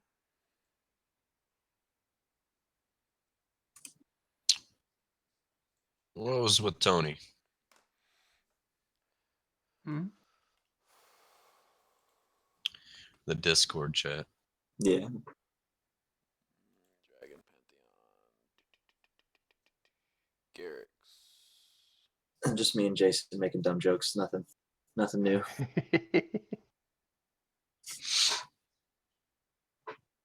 I'm only in one other game at the moment, and I'm playing a. What? Yeah, no, I dropped out. I dropped out of a lot of the I'm other in 2 games. games on Tuesday, 7 on Wednesday. No, Jesus. But I got a Saturday game, a Sunday game. The Sunday game is the game I played the fighter, and then tonight I'll only have 2 games after the last session of this. But Only the other one one I'm playing game. the other one I'm on my 4th character already. Oh God. Yeah, it's been Yeah. pretty deadly. Business as usual. Well, what's funny is that my characters have been the only ones to die so far. Even though multiple of the other party members have been on 2 failed death saves multiple times, I'm the only one that has died. I died not session saying- 1, and then I died session 4, and then I died session 7. And now I'm finally on a character that I like, and I hope is survivable.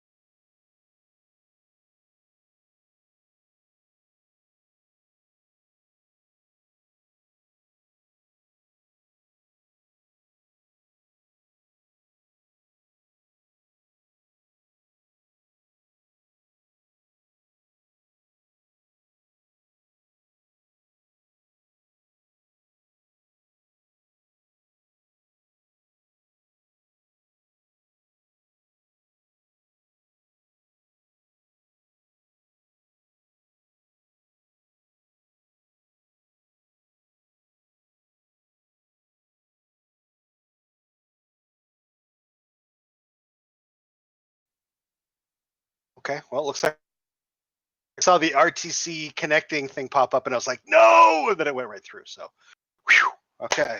I'm here. I'm Groovy. just gonna be eating. So for a minute. Be chowing down. Okay. Yeah, just for Well, hope you don't have a weak stomach. no, I'm good. I'm messing with you. It's not gonna be that bad. Oh, It might be that bad. All right. So, plotting going on is that the deal? You guys figure anything out? Shit, hang on. Oh, I did Oh, no, we're good, okay. pick my last magic item that I wanted. Sinning stones. And I was gonna give one of the pair to Leonin. Oh, so you I'd have can hit him. a direct line without having to use a spell. You hit him on the hip whenever you want. Yeah. Where you at? That's right. Boo smoke. I'm you using putting those us live so again? often. Yeah, we're live still. I'm using those All so right. often just to bother Amir sometimes. Okay. See. So everybody is at the wedding ceremony. Seashells. So you're in Gorna. So what are the 3 seashells for? No, nobody's probably gonna get that one. Do you scrape the Multi-pass? bench? Do you? Oh no, that's Demolition Man. Ah, there you go. He doesn't even know how to use the 3 seashells. Ah. That's right. I would like to take you to Taco Bell. Tonight we dine at Taco Bell. You know what? Which is why you Just hope that we had a strong Just because start. I didn't expect you'd know that, Nate, I'm going to give you a draw from the deck. In fact, How do you think I am?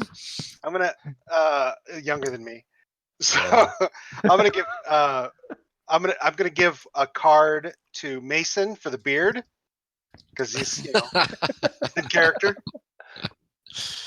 I wish I could have a beard. I'm not allowed to. You're allowed to have a mustache. I do grow one when I'm in the field sometimes, but You have a big old handlebar one. No, it can't because go past your lips. Yeah, Side of see, your mouth, you know. yeah. Yeah. Oh, I you got wanna see like handlebar. 4 buddies that are firefighters. No, the firefighting it can't get in the way of your mask. You have the seal on your Your mask. Yeah. respirator thing. Yeah. So some of the guys at the fire department have it down past their mouth, but no, military you can't go past the corners of your mouth. So it looks stupid. It does. I got something. I'll just give Military hipsters. All right, Nate, you got one. Okay. All right. So we're still using the Harrow deck. Any other? Oh, so I've said this already. When we get to the boss fight, you're going to know it because I will be rolling out in the open. If a character dies, they die. It's over. I mean, obviously you've got Balner. If Balner dies, then you're in real trouble because Balner can bring you back, like totally bring you back. I can bring everybody. I can bring everybody back. Oh well, yeah. I mean, you've got the wish. You could do that. I can do how whatever old I are you? want. How old are you now? Because I mean, are you... 25. Oh, okay, all right. You could grow that much facial hair at 19. Oh yeah, I've had facial hair since I was like 16. The only difference is it's the ball cap. All right. Let's see. So you guys are all at this enormous cathedral in Gorna. Now you look around the place and it looks a little shelled out. I mean, giants. It's been their playground. So some of the windows are busted out. Like one corner of the building has been sheared off, and some a fight or lovers quarrel between giants. You have no idea. Parts of the town are pretty well sacked, and really at this point, leading up to this moment, Leonin, you've been really just trying to get your troops when they're not on guard duty to clear rubble. And that's actually created a bit of irritation from the mercenaries that you're paying for. You haven't discharged them yet, and they don't like doing that kind of duty. So you've had to finesse them a bit. But it's the night of the grand ceremony. Now Now, what's interesting in this is that, I could already imagine, Balner, you're probably asking, my officiating. And one of the deals that the King of Keeland forced you to agree to, Leonin, is that in order for you to marry his daughter, because his daughter is strongly part of the Iridian faith, she wanted their high priest of Zilchus to be the officiant to the ceremony. I'm guessing. High priest of nothing. I'm guessing. Right. I'm guessing I didn't You have get much pull zilch, in these nothing. negotiations. Did Good I? day, sir. Say again. I'm guessing I didn't have much pull and or like leverage in these negotiations, did I? I mean, you kind of pulled it off by the skin of your teeth. You're marrying That's fair. a Kiewish princess. You're marrying way above your station, my dude. Yeah. All right, that works. I'm cool with Well, I mean, Well, a few Yeah. ranks. yeah, probably at least 2 levels officially above, and really almost more like 3, simply from the standpoint that you're not even. I mean, you're a Kiewish subject, but from a provincial sort of area. it. That's fair. Give me just a moment here. I'm looking something up. Make sure I've got that right. Wow. Yeah, slow. not to bring up Crusader Kings again, but that's like being like a Cornish duke and be like, oh yeah, Princess of France? Oh fuck yeah, marry her. I don't care. Yeah. Make sure I've got the right deity here. It was Zilchus. It's when you know you pulled off the big play. Leanin's all So- about the big play, man. There you So, go. if you've got religion, you can make the roll. Oh. You get Oh, I you got get everything. the roll. You got the roll with advantage, Balner, because it's part of your pantheon. Technically, Marika is an Iridian deity, so you'd know quite a bit about the pantheon.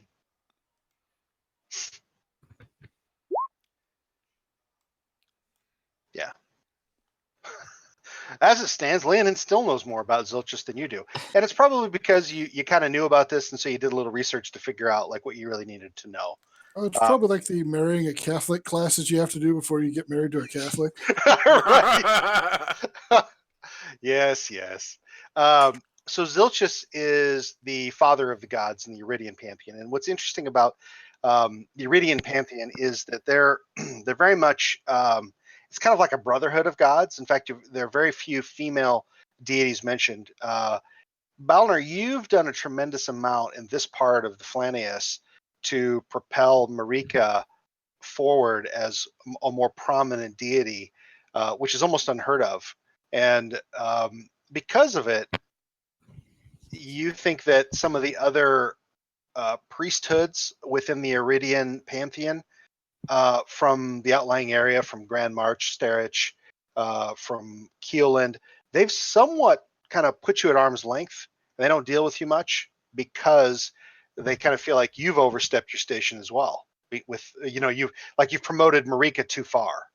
Now in Jeff, that's not the case. In Jeff, your influence probably rivals just about anybody. Even the Flanish pantheons at this point, they're not getting as much attention from the people. Help, Palor, the god of the sun, isn't getting as much attention as Marika in Jeff right now. But Zilchus, he's the god of power and prestige, money, business, influence. In fact, the more you read about him, Leonin, the more you were like, I kind of like this guy's style. So you really didn't fight too hard. You didn't have a lot of leg to stand on. And the Princess Hildegard, which if you want to use a wish spell to change your lineage and name, you can waste your wish on that if you want. But when she arrived with this old man, Cardinal. Oh shoot! Hang on here. Richelieu? No, Just not Richelieu. I beat you to it. Just wait Damn it. until Princess Hildy starts, redecorating your castle. Yeah, great. Nobody expects the Keelish Inquisition. Beware what you wish for. His name was Cardinal Ledger. And evidently, they were accosted by brigands on the road. And a few of her retinue of guards were slain in the fracas. But at one point, they actually dragged Cardinal Ledger out of, because he's an older guy. They actually dragged him out of his carriage, part of a train, as the princess was coming to you. And you had the watch, like basically escort from the borders of Grand March into Gorna to make sure she was well cared for. So this must have happened somewhere out around the Rushmores, which is interesting in that it's also where you first encountered the reptile god. But no serious harm was done to Cardinal Ledger. They piled him back in the cart, and they brought all of them into Gorna, across Jeff. And because of all the work that your armies had done over the last 5 years, they didn't encounter any giants, humanoids, or other trouble on the roads. And actually, the princess, she goes so far as to say, as you meet her, Leonin, for the first time, all of your correspondence with her up to this point has been really just by letter, right? And she's very much the noble woman, but not. You don't think that she had any political aspirations of her own. Give me a 1 to 10 here, Tony. What she looks like? Oh, I mean, she's probably an 8. That's good enough. She's blonde-haired, blue-eyed, very, very much the standard Iridian stock. In fact, she might even have what they call the Sulois sort of genes in her, just because she is so fair-skinned. So, okay. But obviously very highborn. Obviously the proper lady. She's going to make you a fine wife the moment that she steps out of the carriage. As you greeted her yesterday. The cardinal came. I wouldn't quite say tottering out, but he's definitely. He's only got a few years left, you'd say, before he's unstable on his feet. He's pretty long in the tooth. I could help him with that. Oh, yeah. Do. Heal his injury. Oh, yeah. Well, he greets you actually, Balner, because the group of you, the wardens, were there when she first arrived, and except of course for Callanan. We'll get to you. So the four of you are there, except for Callanan, and when you offered, because you heard the tale before he got there, runners were constantly going back and forth by horse, even as they approached, and so you already heard the story. You offered to heal him, and he thanks you. He's like, and he actually talks to you in very warm, friendly tones. He goes, "Thank you, Father Balner," but he says, "I've actually, received the healing that our father Zilchus has provided already. So thank you, sir." So. Hang on a second. I'm going to make a quick check here. I offer to assist him with moving about should he need it. He says he appreciates it. Us preachers of the faith should stick together. Yeah, he seems a little off, and you don't know if it's just maybe senility setting in or something like that. Like, there's just like something a little off about the guy. Can I use insight? I rolled for you. You did. So okay. You don't know what it is, but you know that he's a little off. So, you guys move to the next night. Tonight. You guys are at the wedding proper. Or was it Orsman and Bethnan are there? Orson and Bethnan. They've worked with some local tailors to put together Oh, by the way, who do you have like in your immediate like who are your best men, your groomsmen? I'd probably have Max with me. Okay, and he's been with you at your side, for most of the wars proper. So for the last 5 years, he's been with you a lot. Yeah, I'd have Max with me. I'd have Amir, Grundar, Kellenen. Well, I don't know. We haven't seen Kellenen in a while. Haven't seen him. Nope. But Amir and Grundar have been fighting the wars with me, right? Yes. And then Balner You was you well knew aware. you knew Balner aided occasionally. He sent a lot of his followers to help. He was out building churches, and he just arrived. Like Okay. he just got here, like just before the princess and the cardinal and I, their pro- I retinue. probably would have helped with like larger scale battles and stuff, but considering that I became the Lord Mayor of Hawkok, I would take that very seriously, even though I didn't want it. I got Mhm. it. So How long And ago the- did that happen again, Tony? That he became the Lord Mayor Yeah. about 6 months ago. Hasn't been Okay. very oh, long. okay. Yeah, Yes. there's So really yeah, only I've been been like I've been two. fighting a good fight. Yeah, there's only been like two big battles that you've been involved in where, I'm guessing, he used the sending stone to say, hey, Amir, I'm going to need you for this one. And that was in Gorna when you first drove out the fire giants. And then again, while you had them on the run, you drove them all the way to past Hornwood to Clear Sky. They tried to rally there and you guys broke them. So I'd have him and Grundar with me. It probably wouldn't be like proper to have Orson and Bethnan there. well, you've got them taking care of all the logistics. Yeah. Max, and then probably Max, just those three. Okay. Max appears to be pleasantly drunk. Unless I've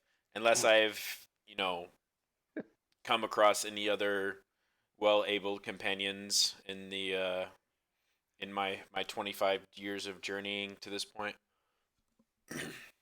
Speaking of companions, what was your bachelor party like? Oh. Max They threw will. that for him. There it is wasn't, it no wasn't way Amir. to write stories. There was no way that even the bards will be able to tell stories of how glorious it was. I woke up wearing only this belt. Did Amir make another bastard? No. No. Did you decide Just that asking. you remarried? So I have this really really cool staff that allows me to take us to paradise. Me and 199 other people to this paradise, and well, that's just where we went. You have how many people on your staff at once? Exactly. And So you call what- it paradise, you say? I was gonna say What- that sounds like some Heaven's Gate shit, man. all right. Was there Kool-Aid Just there? looking at my staff. I'm not drinking the Kool-Aid. I was thinking more like it sounded like a bad porno plot. Right. Is it stocked with supermodels? You just Yes. just it go was. there, stay there. We'll make sure food is brought. Yeah. Okay. How many virgins? Magic carpet ride to how Olive high style. can you count, Grundar? Huh? you guys What? are- Yes. You guys are in this. A good 10-to-1 ratio. Jeez. You What's guys the are ratio? at the wedding proper. Your soon to be queen is standing there really on her own. She didn't bring. She has a couple of attendants, and she made one of them her kind of maid of honor. But it really only just so that she had one. She really has no people here. She's come here really alone. Except for two attendants whose names it's probably going to take you a year to remember them. And you guys are all in this mostly intact cathedral. And Cardinal Ledger, is set up in front of the assemblage. You've got in this room in Gorna, in this cathedral, actually to Zilchus, an impressive array of your feudal lords. Right, you've got like 13 different lords that you've elected, as it were, you've appointed to go back and take those cantrips. Then you went with them and made sure that they got settled there. And you're like, okay, but now you got to help me drive out the rest of these giants, right? And it took you 20 years just to find out where they were driven from, where the nobility was. Would people follow them? Were they decent lords back then? So you almost kind of had to go through like an interview process to figure out over the course of the last 20 years if these are the right people to help you retake and hold Jeff. And would the people accept them? So you've got all these people that you think are fairly loyal to you. The one person that you don't have is your wayward bastard son, who you're not exactly sure how loyal he is anyway. So you're like, whatever, right? Yeah. I mean, Ramsey. his absence is a notable slight to your to your coronation. Of course, since he did not come, he sent no one. He's not here.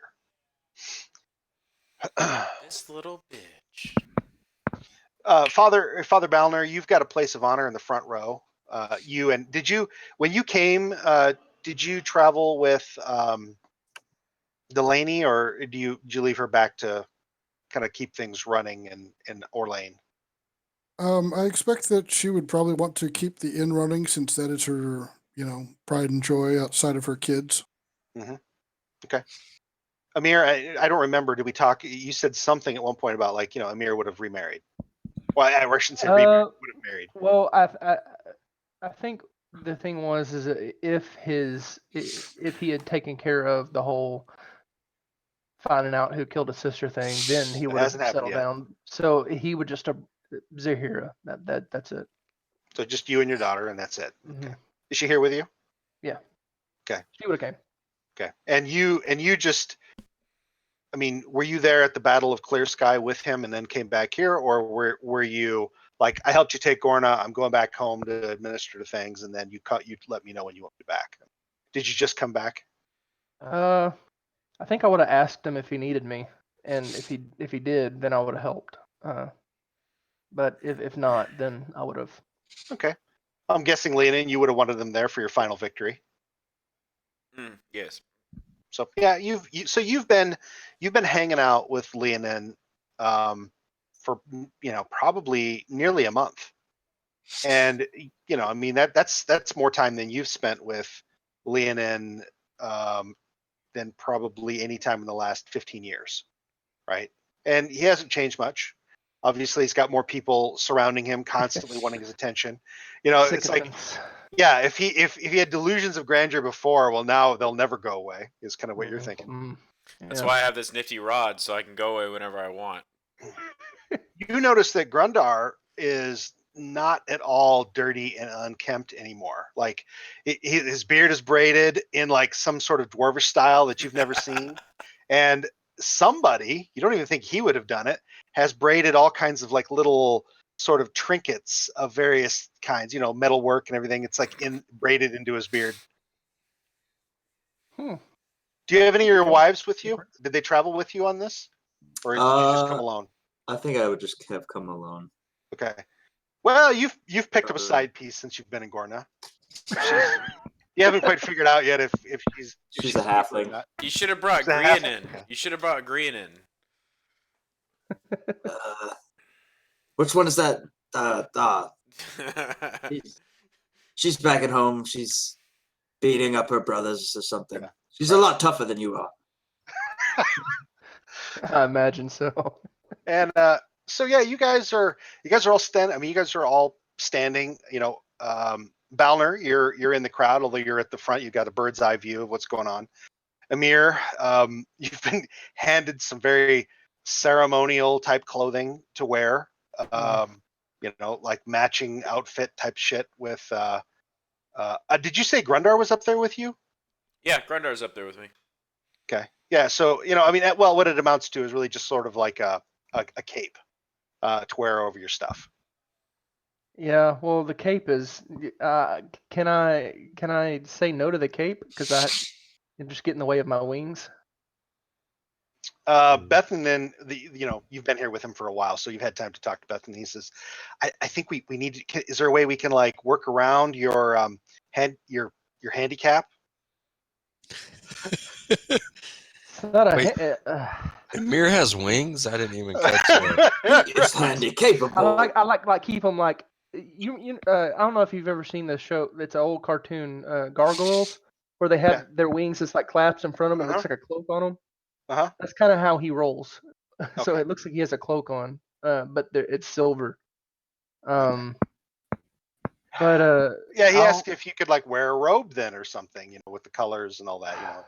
Everybody's wearing white with the crest of Jeff on them, and I'll sigh and I'll make him go because I can make him go away and come back anytime I want. So okay, I'll just make him go away and then just kind of ask him to fix the back of my shirt that I had on at the moment because I had all my shirts tailored. Okay, well, he's like that's no problem. They get you all sorted out, and so you're up there, with your snowy white capes, and Leonin is waiting for his bride to come down the aisle, dressed to the nines. They've invented medals. They dredged up like medals from the past and pinned them on your shirt. Like come on, I've earned a few. I mean, come on. But the left side of your jacket is like almost being tugged down with all of the stuff that they've thrown on there. For the last 15 solid years of campaigning that you've done. And they start the processional music. You've got the cardinal up, at the altar waiting, and finally she approaches down the aisle, and you have to admit that whoever she worked with, she's got this Snow White gown. It's covered in like gems and jewelry, and she's got a veil. You can still see her face, but it's also covered like in small diamonds. She's absolutely gorgeous. You're like, this is perfect, right? You were coronated king like 2 days ago, just for the sake of expedience. So they wanted to get that. You wanted to get that done, pretty much the moment that you secured Gorna.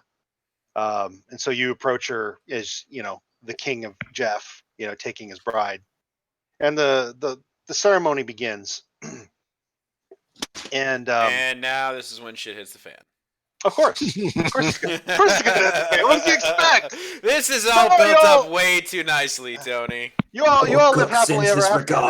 Now what? So all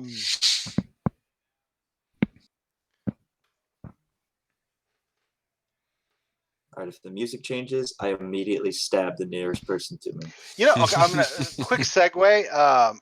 I have not gone back to pick up any new music, and let me tell you why. The moment I moved my stuff over to, I've had stuff moved over to YouTube for a long time, but I turned on monetization recently, and when that happened, like something immediately changed, and they picked up in the background any music that was playing that was copyrighted, and then they just flagged it and said that if you make any money off of this, it's going to go to them instead. So I had to go and strip all that out.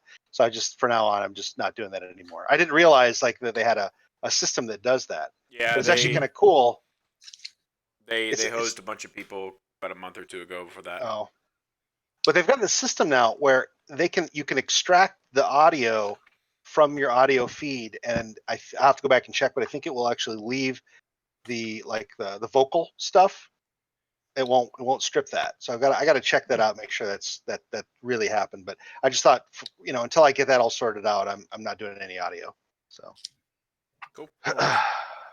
Shit, you could do that, couldn't you? Oh shit.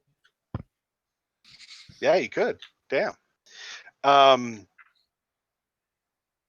So, Amir, you've had this thought rolling around in your head for the last several years.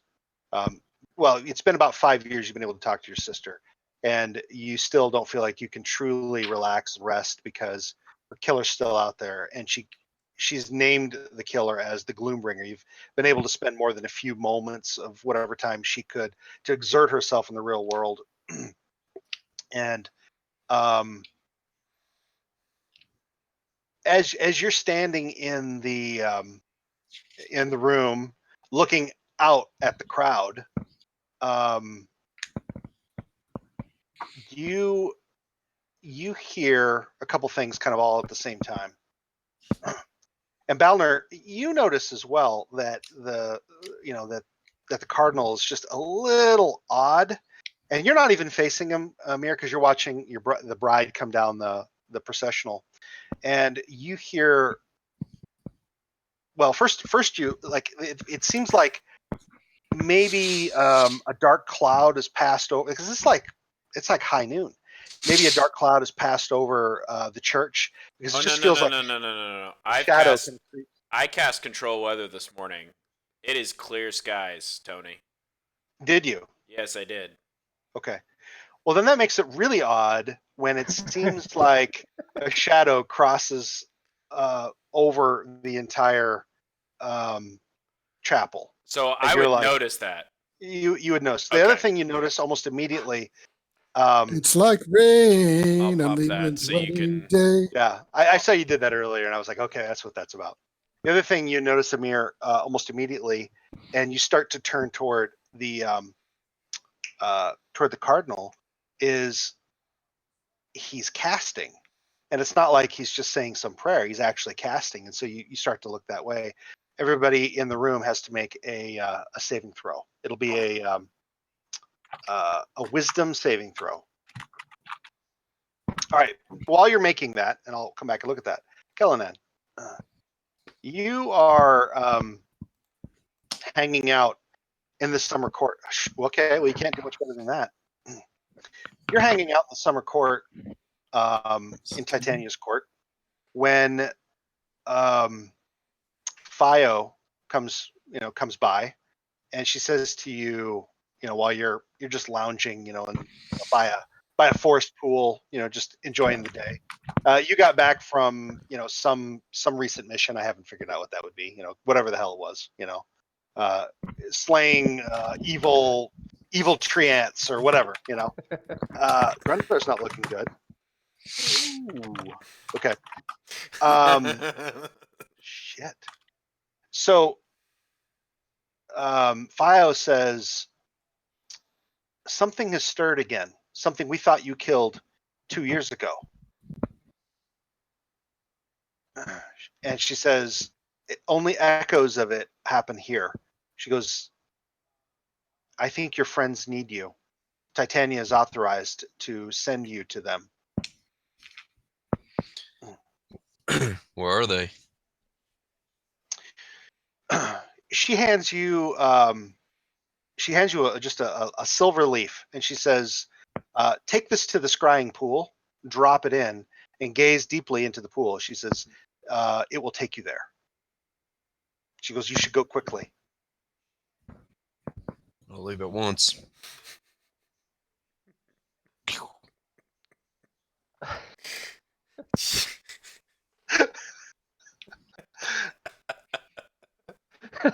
Jesus. I can hear it in her voice. I am too. That's what's bad. Oh my God. All right. So you, as you turn your head, Amir, a couple things happen. One, you hear your sister manifests, or at least her voice does, and she says, "Oh God, he's here!" And when you look up at him, he's just finished whatever incantation. You haven't even had a chance to realize what exactly it is. But however, let's see, Leonin, you get to make another roll. Another wisdom roll? Amir, that you can't roll better than you. Another wisdom roll? Yep. It's an enchantment. Yeah. Okay. Grundar, and unfortunately, even you, Balner, you hear the next words that come out of the cardinal's mouth, and a sense of just right. Just like, yes, this is perfect. He says, dearly beloved, we are all gathered here today to celebrate the union of these two people. He goes, we should all honor this moment regardless of the outcome, and celebrate this day joyously, and everybody be at peace. Now, the words that come out of his mouth say that, and Balner and Grundar, you feel that sense of peacefulness sort of just slide right into just right into your bones. Max also just sort of is like, if he could be, he was like Dean Martin drunk. He was already okay? sloshed. He was just Dean Martin drunk. Now he's like totally drunk. Right? He was he was a functioning alcoholic right, there for a minute. Right. Not anymore. Leonin and Amir, you guys trade glances at each other, and you sense the horrible wrongness of the whole thing. And you see your bride, she just sort of glides right up to the cardinal. Everybody gets to roll initiative. Well, okay, sorry, not everybody.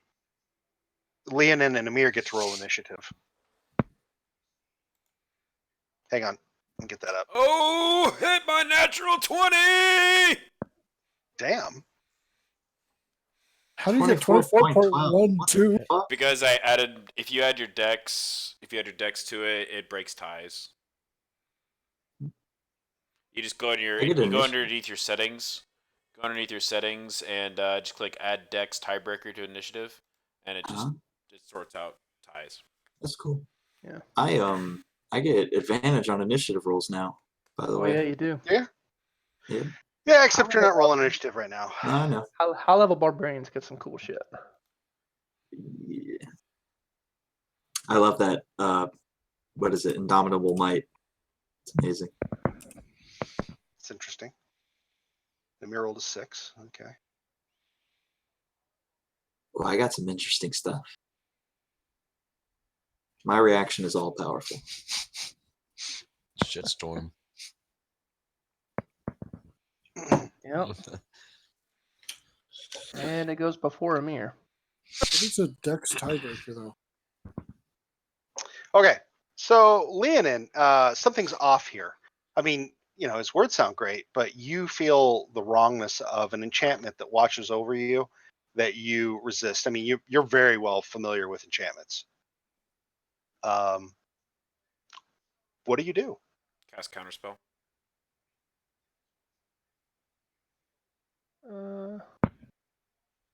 You want to counter it as it happens? Yeah. Oh, shit. I guess I just told him to make a saving throw. Okay. I'm sorry. I'm not gonna let you. I'm not gonna let you. Only Amir knew that the spell was coming. Okay, that's fine. I don't have. And unless he had a counter spell, you wouldn't be Amir able to doesn't do it. have counter. I'm the only one That's that a has reaction. But it's your action, so it's not a reaction. What are you doing with your action? Okay. It's already been cast. You see everybody around you, like except for Amir, seems like all is well. Give me like 2 seconds here to like check these spells. I'm sorry, I'm not super familiar with some of these. That's okay. Everybody's got brand new abilities. You're all like, oh, what can I do now? Yeah. While you're looking, I got to tell you, Mason. When I made my 20th level barbarian and we were fighting the Trask, I had that same Indomitable Might ability, and I figured it out. I calculated if I could get to within one size category of the Trask, I could actually grapple it. And because I had Indomitable Might and athletics and a super high strength, there was literally no way I could roll less than my strength score, which I got to giant size by drinking a potion of giant size, which brought me up to like a 25. So anything I rolled would always be a 25, right? Plus my athletics, plus my proficiency bonus. And unless the GM said, you know what, if you roll a 20 on a skill check, they'll still beat you. That was the only way that the Tarask could beat me on a grapple. So I literally grappled the Tarask to the ground and pinned it there and restrained it. Nice. Okay, so I need to know: do I feel like I'm being charmed? Do I feel like there's a spell being cast? Or you would sense like the touch of a charm. Yes. Okay, so what I would do is then I would cast Dispel Magic. Okay. All right, and I think you have to make how does it work when it's a higher level spell than what you've? Depends on what level I cast it at. pop So- the spell magic for Well, you. I have to click a level. Hang on, I'll just cast it at 5th level for right now. Cast it at 5th. Okay. I'm just saying for right now, I'll cast it at 5th. Let me check my spell slots real quick. See what I have. Okay. Yeah, I'll cast it at 5th level.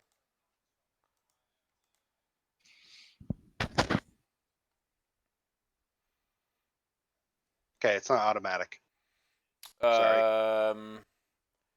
So Each DC spell is of a 10 higher of the target for if it's lower than 5th, it's automatic. and it's not. Okay, so then it's DC 10 plus the spell's level. I think you're just gonna So- have to roll your check, and he'll tell Yep. you if he made Yeah. it or not. So it's Yep. just a You've got to make the roll, and the DC for you is you're gonna laugh at me. Just It's gonna be a 16. okay. What am I rolling? Just one level higher. You Am I gotta roll. rolling the check. It's a charisma? proficiency plus charisma, so Oh, it's I gonna be have- a plus 12. I have plus 16. Okay, you end it. It's an automatic. Yeah, I was like, I have plus 16. I mean, Must be that one. Okay, Balner and Grundar, you both feel like fuzzy in your head, and you look over. Now, when you did that, was that just a spell you could cast natively? Because I'm assuming your harp's not like on your body. No, right? 'Cause you didn't have that's that when you're up. no dispel. I have that one actually. You look and you see Just that because that one's super useful, Yeah. and I had to lose dispel magic, I think, to gain control weather. So Grundar, you realize, and Balner, Check you that. too, that Leonin cast a spell, and you no longer feel fuzzy-headed, and he's got a look of intense concentration on his face. He doesn't you don't know what's going on quite yet. Did you just do the thing where I got drunk and you had to heal me? No, I did the other thing. Oh, we're fighting! Oh shit! Right. Oh, could I get I'm a gonna bonus do- action? I'm going to do this on the main page here, just because I don't have a. Oh, I have to Map. click my token. That's Yeah, right. you can do a bonus action. Alrighty. I can't do vicious mockery. Who are you going to mock? Vicious mockery is a bonus action? No, No. I thought it tis was. an action, good sir. Then I'll just no, I won't use it. Where is Grundar at? Got to bring you out there on the table. Let's see here. Hang on a second. We'll get rid of him. We got you three. Hold on a second. Here are you guys. Layer token there. Let's do this. So you guys are. Let's say here's the altar. I'll just draw this really quick. Real high quality stuff here, guys. Really high quality stuff. We'll draw a shape. So here's the big altar. It's probably like that big. You've got. Oops. Leonin, you're on the steps leading up to it. You're like right here. Who's next to you? Is it Amir or Grundar? Probably Max. Oh, right, Max. Okay. I'll find him real quick. All right, that dude. Yeah, Let's just the have a drunk question. Max. he's Like I said, just an enabler. That's all Right. he is. And then Amir, and then Grundar. Come on, Tony. They're supposed to be in like a diagonal line. Come on, this is a wedding. Okay, all right, sure. There we go. Now we're getting there. All right, and then you got the processional. We'll just do that as another box, but you'll get the sense of it, and it just leads to like right there. Down there be front row. Yeah, it's right there. Got it. Okay. So your girl, who I will just use a random deal here.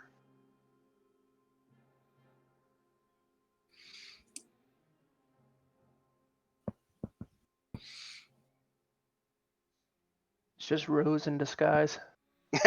Probably. I honestly wouldn't Damn you, put it past Cersei. Tony. What's that? Wouldn't put it past Tony. So she's dropped right there. Where's the priest? Yeah, I'm getting him. Okay. He is right here. Okay. Oh, he's already got the Kellen, card. and you're not quite here yet. I'm going to move you off to the side. All right. Speaking of which, so you go gear up. You get all of your stuff. You go alone to the pool with the silver leaf. I mean, do I have any backup to bring with me? We haven't really detailed anyone out, have we? We'll say he's going at, time is of the essence. He's going on his own, unless if he doesn't have anybody with him immediately. You're going alone for now. You have people you could draw upon if you needed to, but for the moment, no. And you see a horrible sight as you stare into the pool, and as your leaf kind of drops towards it and punk drops into the pond and creates ripples, and the water seems to kind of fall away, and the leaf drops into like a void, and you start to tip forward. So let's see. Did we get a bunch of extra init rolls here? Yeah, I think Grundar and Balmer. My Balmer. first one wasn't linked, but I have initiative anyways, so the second one was just. Who's named Shitstorm? That's when the shitstorm happens. That was me. Sorry. Yeah. All right. Where did Gundar or where did Balner go? That'll be next round though, so we'll get to that. All right. Where did This is my Balner shit. go? I rolled, and now I'm not there. You're right there. Oh, Right. My You weren't on He the rolled a- tracker. my init. Yeah. Oh, 22. I saw two, so I got rid of one. I'm sorry. All right, I'll readjust next round. So you'll get to act in the next round. All right. So Amir, you're coming up next, but before you do, let's see.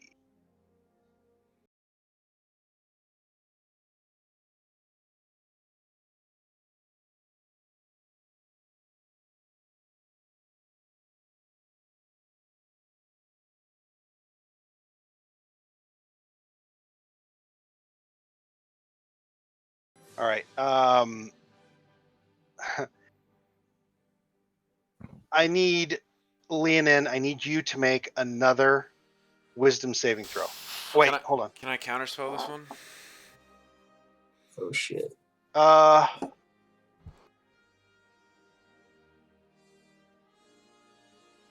Let me double check and see if this works. I'm sorry. It's an intelligence saving throw. Yes, you can. You can counterspell it. You can try to. You want to drop the spell? Yeah, I'll counterspell it. I don't really feel like doing this crap right now. I'm just gonna use it at 3rd level. Okay. Leonin's not in the mood. He's just like, stop! Okay. Intelligence. Oh. You are going to need to make another ability check. So you get to make a D20 roll with a plus 12 against a DC of, hang on a second, 20. You mean 16? The DC is 20, Okay, I but rolled you made it. 23. Okay, that's good because this is the spell. This is the spell that the old man just cast at you. Yeah, if it was a 20, then yeah, that would have. You been still- really you still take- bad. You still take 16 points of damage, psychic damage, and you feel like your head's about to split open. Why did I still take damage? Because You he take it cast regardless. a badass spell at you. Yeah. I didn't even see the spell. I haven't seen the spell pop up yet. Okay. For And some reason. a moment. I took how many points of damage? 16. And in that moment, a couple things happen. So you get your hands up in a defensive posture and weave a counter spell, and you're able to knock it aside. But I mean, it's like they're just coming at you as fast as you can get them out. And you're like, what the hell's going on? Two things happen. First of all, the Cardinal's skin sort of erupts. First, it turns gray and almost black, and then it seems like, the skin of his face and arm peel away, and like this huge muscled scaled thing kind of just erupts out of his arm, and then his back, like he kind of drops over, and then you see like massive wings kind of pop out, and the dude just grows, and he just won't stop growing. Within a second's time, the cardinal is replaced with this. Of course. Oh, Is this the out of character? Is this that abyssal dragon or whatever? Abyssal dragon? Not No. the abyssal. why, Okay. why would he? Shadow. Why would he tell you? No, I'm just saying there was like there's been like an abyssal dragon floating around Reddit or something like that. That's like basically one of his abilities is like he has this hoard, this like treasure hoard that he like reaches in and grabs out an item and he like starts using it against you. It's pretty OP. That's a big dragon. It's a big dragon. Yep. And you see that he kind of lifts off, and his wings kind of spread. The cathedral just starts to drop down around all of you, and he rises up. The back wall of the cathedral just blows out as he grows to enormous size. But he doesn't advance on you. He just sort of takes up all of the altar behind him. Also, at that same time, there's like a horrific tearing sound with a thunderclap, and there's like you see Kellinan. He pops out right next to Balner up here, amidst blowing leaves and butterflies, like flying in all directions. Huh. And as you came through, Kellinan, you actually saw this dude turn into this enormous, kind of shadowy, gray-scaled dragon. Game on. All right, Amir. What do you do? Oh, by the way, you can make your init roll, Kellinan. It'll just be added for next turn. Okay. So first thing I'm gonna ask.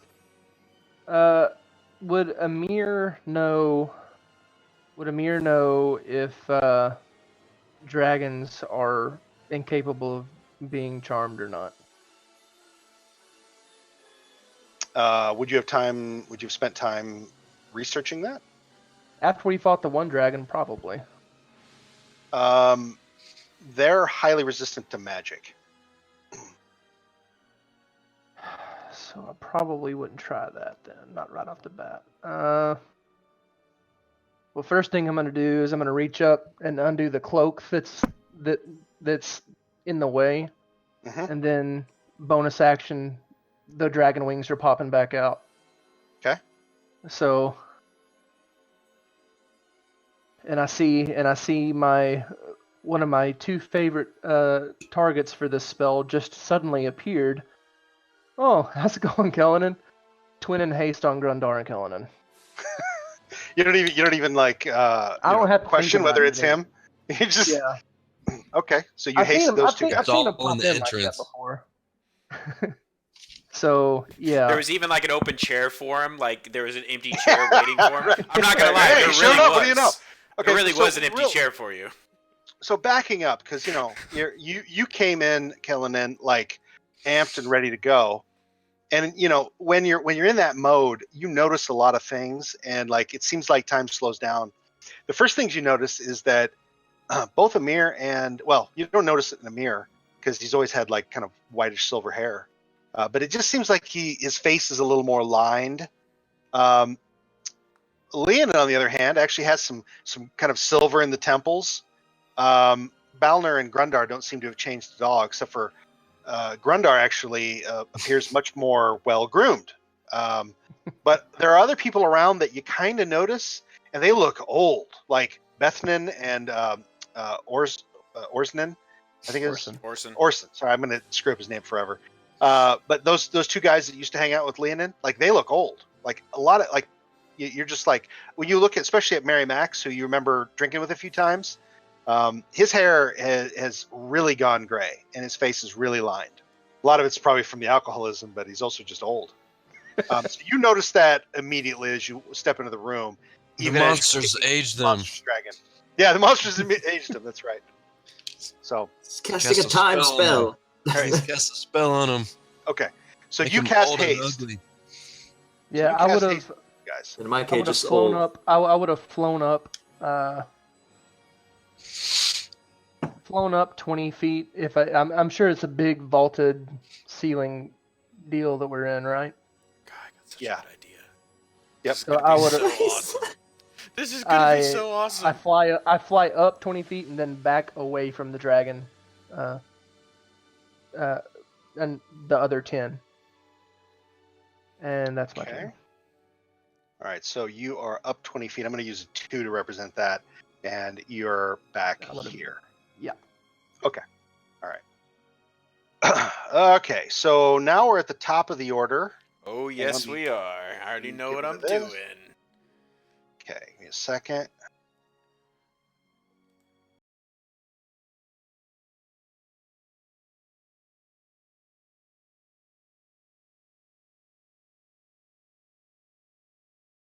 Why is the dragon up in the air? He's hovering maybe not even 10 feet off the ground at this point. It's Perfect. just his wings are buffeting I'm sorry. The very first thing that I need you to do, I forgot to do this. This would have been immediate. All right. You're gonna have to. Everybody's gonna have to make a saving throw. What kind of saving throw? It is what I kind of believe saving it's a throw? charisma. Hang on a second. It's frightful presence. Oh, it's a wisdom Ah. save. Everybody's got to make a wisdom save. Shit. What was the spell? A wisdom? What was? It's okay. not a. It's not a. Not a spell. It's frightful presence. Okay. So- What I'm asking is, what was the spell that I counterspelled earlier? Because I didn't see the card that popped. Oh, you're right. I didn't pop that. I'm he just curious. It was feeble mind. Oh, that would have sucked. Yeah, intelligence and charisma go to 1. Hey, get on that nat 20 train. Damn. So yeah, let's go back to what I was doing. Dimension door. Hang on a second. Okay. Grundar's not scared. He's excited. Okay. Since he had an action and then Emir took an action, before we get to the top of the round, the dragon uses one of its legendary actions, and it snatches up the girl, and it climbs skyward. Okay. She is now grappled. Actually, well, I'll tell you what. I'll make the roll. I said I would roll these things out in the open. It will be the same as a claw. It's not going to do any damage. Okay, he got her. She screams, and now she's down here. To front. Put her right there.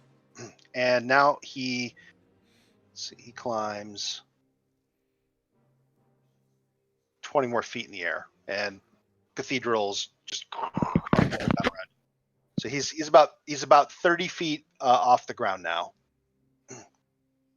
All right, now it's your turn. All right, I'm making a dimension door. Okay, where are you going? Oh, I'm not going anywhere. Wait, it didn't. Hang on a second. It didn't show that. Let me give me a second here. Don't worry, guys. I got you. Oh, okay, there we are. Never whisper rolls. Okay. And I'm just rolling with advantage. I'm using the left one if there is no advantage, just so you know. Okay. All right. Here we go. Okay.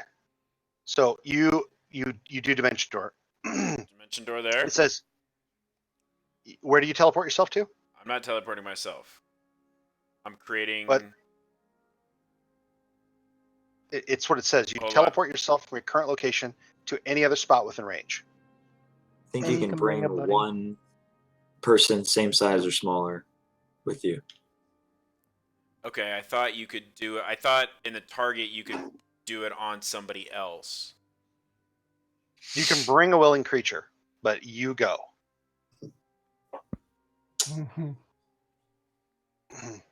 Changes It's your gonna plans a be- bit, doesn't it? It changes a little bit. I'm still gonna do it. All right, so I'm gonna take me and Grundar. So who failed first of all? Amir failed, Mm-hmm. and it looks like I- Balmer just made it. Grundar made it. Kellenen, you. I Well, had hold on a second. Indomitable. Do you? Kellenen gets Oh, Kellenen gets advantage on that, doesn't he? I think you do. I know I have Indomitable. That's why I rolled again. Oh, it's reroll. Yeah, even with the second time, it didn't work. But don't you get a saving throw bonus? It doesn't look like you put that Yeah, on you're there, you're saving. You get your charisma mod to your saving throws. which would bring it up to what? My 19? charisma mod is 2. Yeah. So 19. 19. You're just short. So even you coming through, seeing this thing, you're like ready to go, but you're like just the overwhelming presence of it's just holy cow, and you're just like immediately like rooted in place. Okay. All right. So I've bought you a little bit of time, Ryan. What are you doing? Yeah, so I'm just taking me and Grundar, and we are teleporting to 10 feet above the dragon, and we're gonna alpha strike the dragon. You ever played Dark Souls? Plunging attack. So Grundar and Death I from are above. now 10 feet above the dragon, and Range is 500 feet. yeah, and falling on top of it. I was trying to do Kellenen and Grundar, but I could only do one, unfortunately. I thought I could increase the should've level just- and do 2, but Okay. Should have just So dropped the fortress through it. I mean, it sounds great. Here's what happens. So you move over here to Grundar, correct? I don't think I have to be touching him. Yeah, I think it's within 5 feet. People within 5 Yeah. feet. Of you. Yeah. Okay. Must be within 5 feet of you to cast a spell. Yeah. So you move over there. I said it was 30 feet up in the air. Let me make sure he doesn't have a 30-foot reach on anything. No. You're good. Okay. So you don't have to worry about that. You grab him and you wanna teleport to a spot in the air 10 feet above the dragon and then drop onto him. Yes. Okay. Okay. So Grundar, you're still like, okay, what the hell is this? And then Leonin like grabs you. He's like, let's go. And then next thing you know, you're falling in open air in the middle of sunlight onto the massive back of this huge lizard beast. I'm Okay. all for it. That's probably not a good sign. But Okay. First of all, both of you take falling damage, which is not much. Falling damage to land on the dragon? Well, you're going to hit the dragon. You drop 10 feet onto the dragon. You take does you he take 4 that points. damage? 4 points of damage. Okay. He does not. He's basically a structure as big as he is. You guys take 4 points of damage. You take it all, Grendar, because you have not yet started your rage. So you're like kind of like what's going on? You immediately find yourself sliding off of the dragon. Now, what that means in practicality is that if you want to find purchase, you got to make an athletics check to try to grab hold of the dragon, or else possibly fall off. So 29. both of you got to do that. Grapple the dragon. Yeah, I grapple know the you don't even have to roll. I always get a 29. The dragon's just like, ow! What's pinching me? Ow! Dang. What's that? Okay. The dragon is going to try to shake you guys. So let's see what that looks like. It's not even his turn yet. Well, yeah, you're right. It'll be on his turn.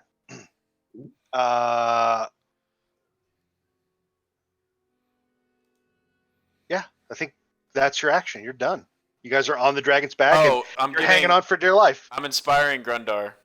What do you say? What do you say to him? Is you're like, wings beating loudly. You're both now just like hanging by the skin of your teeth off the back of a dragon. It's like just like that one time in Marrakesh, right? I think I was drunk. I was too. It's okay. But All we right. got this. Kellenen, it is now your turn. Now here's the thing. Oh, it's a D12 now, by the way, guys. Oh, nice. You can make the saving throw again at the end of your turn, but for the moment, you are frightened of the dragon, which means that you cannot approach any closer. And if you attack it, you do so at disadvantage. So, what do you want to do? Well, think I may have a spell. Maybe Bless would help with the saving throws. I think Bless does aid in saving throws. Okay, well, I can try that. Okay. All right, so you bless yourself, and I think you can bless a number of other people, right? Let's see. How do I make it pop? If you have it in your spell list, you just click on it, and then it'll pop. So you can drag bless directly from the compendium over to your character sheet, but that's okay. What I'm going to do is I'm just going to bring it up here. I did that. I have it in under my spells. And then you just there it click on the goes. name of the spell; it should pop. That extra little there we go. thing popped up. Yeah, so you get to pick 2 other people if you're going to do it to yourself, and then 2 others. But at this moment, you don't see Leonin or Grundar. Okay. There's a big group of people behind you. So let's see. Random wedding goer number 1 and 2. Emir looks shaken, and Ballner looks okay, but I guess I'll do it on Ballner just in case he needs to make another saving throw. If you're doing it to yourself, you've got 2 other people, so you could do it to both. Yeah, myself and Ballner and Emir. Cool. Okay. Those are the only ones really left standing down here. Yeah, it's not just for saving throws either, though. You can use it for attack rolls too. You can use an attack roll or a saving. Is it or? I think it's an or. Yeah, yes. It's both. Either or. Whenever or I see. Makes either. Yeah. So unless you take damage, remember you're concentrating on this. But right. So for as long as you're concentrating, then they get to do the D4 on either of those things. So okay. All right, and then do you move? You can't move closer to the dragon, but you could go out. Well, you really can't go out a window; they're all up high. You could go back down the processional if you want to go outside. I'd like to fly up, parallel with it. You're flying. You have the ability to fly. I got those winged boots of flying. Oh, okay. Winged boots. All right. And do they fly at your speed or a special speed? My speed, but I'm hasted. Okay, so. Oh, that reminds me. Hang on a second here. I am going to need everybody at the top of the round. This would have included you, Kellenen, and Grundar before you got teleported up, at least the one time, to make a dex save against falling debris. So everybody will need to make that saving throw too. Alrighty. Oh, it would not be the +3 on there because I don't have bless. Yeah, you didn't have it quite yet. But a 15 is what you need, actually. So you're okay. Ballner, you're going to take a little damage from debris. So wait. All right, so I have advantage on this, right? Yeah. From Danger Sense? Because I can see this coming. Yes. Yes, you do. All right, so Ballner, you took 9 points of damage. Kellenen, you dodged out of the way. Grundar's and he kind of spits on it. Yeah, Grundar. These are my good fucking clothes. That's right. That's right. Okay, so I take 9 points. You took 9 points. Who are we missing? Leonin's got to make that roll. Okay, you did. Okay, right. So it looks like all of you guys are fine. Well, let's take a look at Max. So he's got a good dex save. He's drunk. 20. I think he's going to have a plus. Do I even have a Drunken Master Kung Fu dodge? Oh, you know what? I have him set up. Save, dex save. I love Give those it that movies. kiss on the way down. He's good. All right. He kind of drunkenly stumbles and misses a big gargoyle crushing him. Okay. All right. So that's all taken care of. So you fly straight up in the air. You could go 60 feet then? Yeah. And so you fly up through the debris and rubble and get up that high? How high is the dragon in the air? Yeah. I mean, he's enormous. So he's 30 feet off the ground, and he probably takes up, when his wings are fully spread, probably 100-foot wingspan. He's freaking enormous. You've never seen anything so huge. Wow. I mean, even if you went up 60 feet, I mean, parts of him are still level with you. Well, I'll go 60 feet then. Okay. So now I make my save again. Yeah, it's the end of the round. Then yes, you make your saving throw. Okay. And it was a wisdom? It is a wisdom save, yes. I'll have to use my indomitable, right? Mm-hmm. Yep. Okay, so you got a 16. That actually goes to an 18. You're still short, but roll the d4. Oh yeah, from Bless. Yep. Roll a 1d4. All you got. That's exactly what you needed. You got a 20. Wait. Actually, hang on a second. What was the DC on that one? It was 20 for everything else. The DC on Frightful Presence is 21. Oh, man. Sorry. Well, You Amir just is missed it. never going to be unfrightened. Son of a bitch. How many of these presences do we have to like? It only does it the one time, and then if you were frightened, you get a roll every round until you make it. I literally can't make it if it's 21. Well, you can I'm going to rule succeed, in I this Well, guess. case. with the I'm gonna Bless, I allow. can make it, I guess. I think you can roll a nat 20 on a save, so that's the way to make it, or with the Bless. Yep. I'm glad you cast Bless on me. Jeez. Damn. Okay. All right. So you go straight up in the air, and now it's Balner's turn. By the way, the crowd inside of the cathedral is gone mad. Those that haven't been immediately crushed by falling masonry are trying to get the hell out of there. So, Balner, what do you do?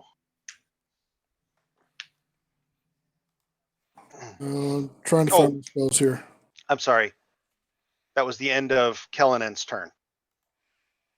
Okay. He's going to take another legendary action.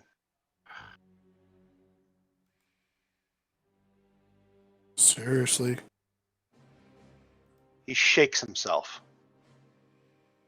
Okay. I'm not even going to make you roll Grundar. I think you automatically get, what is it, a 20-something? 29. You automatically get a 29. Okay. Leonin, you're going to have to make another roll. Another Granted, athletics check or fall. I should always still roll because I can still roll a nat 20, and then if it's lower than 29, I can just take the 29. Give me one. What's your actual It's- strength? It's 29. And Okay. Yeah, I suppose Indomitable, you're right. Yeah.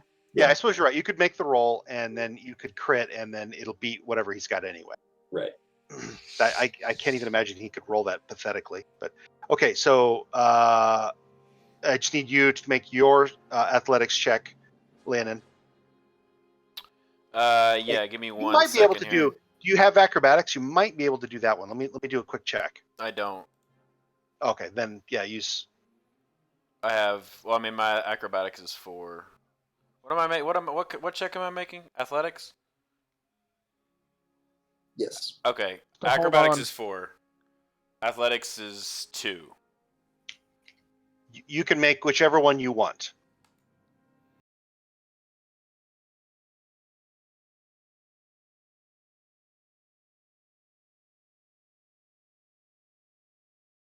You made it. Okay. All right. So both of you are still on the dragon. Okay, Balner, you're up. Okay, how high is the dragon? His tail, which is probably the lowest part that's nearby, is about 30 feet off the ground. All right, how high up are the tops of its wings? I mean, any given moment, 130 to like brushing the ground. Right, but I'm saying like from his shoulders, how high are his shoulders, like where his wings connect to his body? I'll say at the moment, like 45 feet up. Okay. Is there anybody on his head or shoulders? On his back, yes, I know.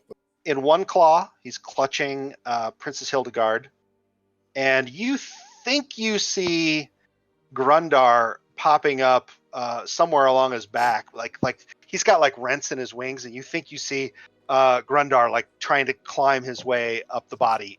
That's all you see. Nothing on the head, nothing on the neck of the thing. Okay. I'm going to cast Blade Barrier around his head. Pop the spell, would you?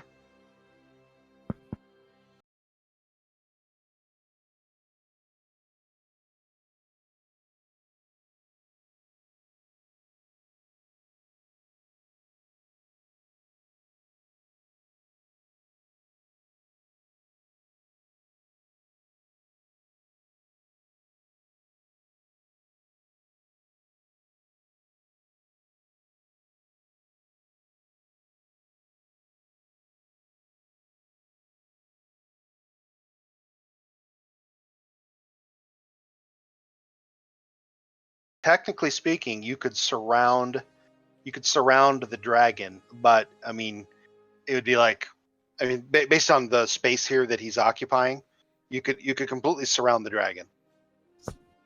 Just goes down.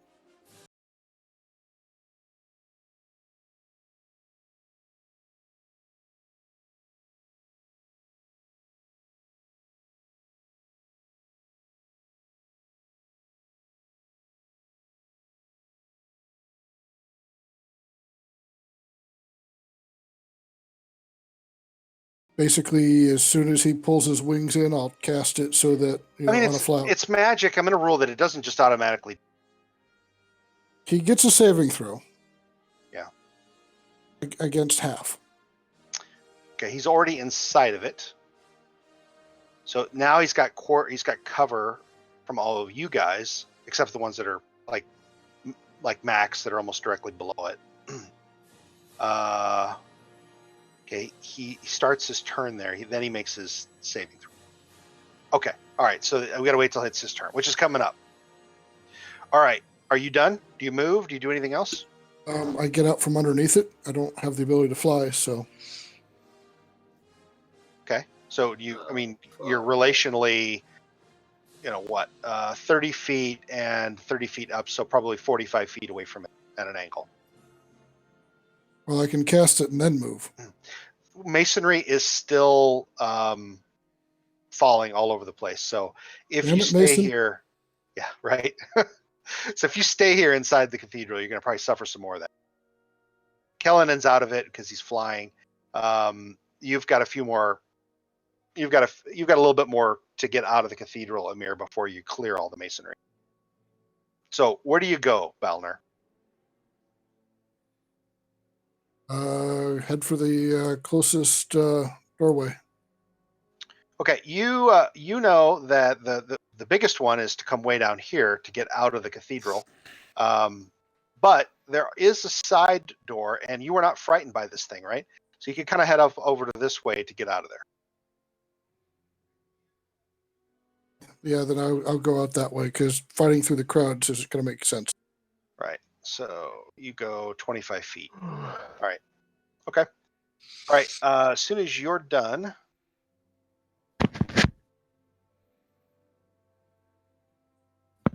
Okay. Have you taken an action yet, Grundar? No, I didn't get to You're go at the end of the round. Yeah. Yeah, because I we're was still in round 2. Okay. surprised. Okay. So this thing snakes its head around and tries to bite you. What's your armor class? 20. Haha. Okay. 22. Because you're hasted. Oh, you're hasted. Yeah. You're welcome. Okay. And that's actually what, round 2? You hasted him last round. This is the second round. Okay. Okay. Yeah, he misses. All right. Now it's his turn. Should I have acted last round or no? Because me and No. Balner didn't get. Okay, I didn't think No, so. I know it feels me like and a long Balner time came in. because you were so low in the round anyway, and you didn't act last round. Okay, No, I was just making sure. He kind of his head flaps around. He tries to snap at you. You just kind of use like the ridges on his back to kind of cross over to the other side. You hear Leonin behind you. He's like you nearly clip him with your foot. His teeth gnash at his own scales, missing you. His head whips back around. He's got to make the saving throw in a second. What's your DC on your save? Good question. Which one is it? Probably a 19. Yeah, 19. Okay, and it's a dex save, right? Yes. All right, he fails, but he makes it. He's So- a legendary save. Yep, he just he's- chooses to make it. Yeah, he So he's chooses still- to make he's- that save. So he still Legendary- takes half. Legendary saves are douchebags. All right, so do your damage, I got something for his bitch ass. and he ascends up and out of the area, and then dips back down, like over the top of the cathedral, which is now crumbling. How did his wings get through the wall then? He wouldn't be able to flap his wings back out. We're going to use the tactical board area. So you did the 60 feet diameter. He fits within Okay. it. He's able to get out of it. Up or down, it really makes no difference.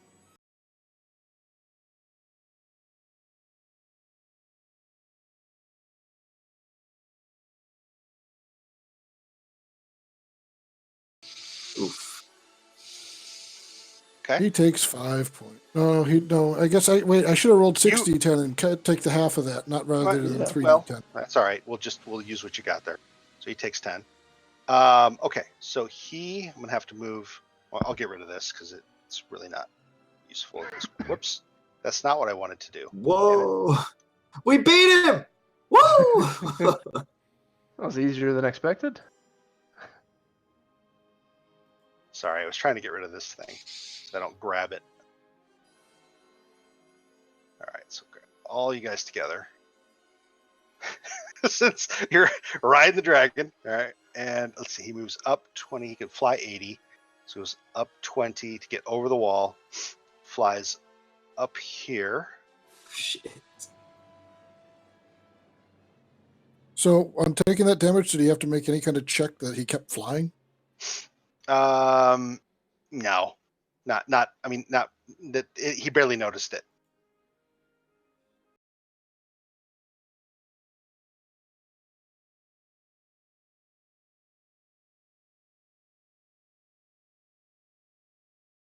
Oh, fuck. The assemblage inside of the cathedral die just almost instantly. Shadowy vapor just takes every single person left. Oh. Balner, it's a good thing you moved where you did, because if you'd moved down that chamber, you would have been caught in this. Everybody inside of the cathedral dies. That's a All lot of your- resurrection.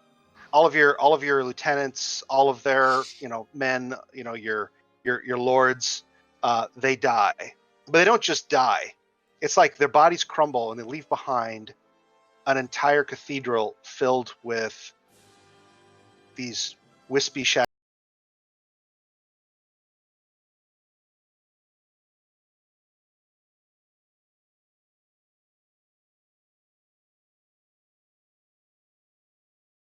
I feel like this music is a little too positive for the current situation. Yeah.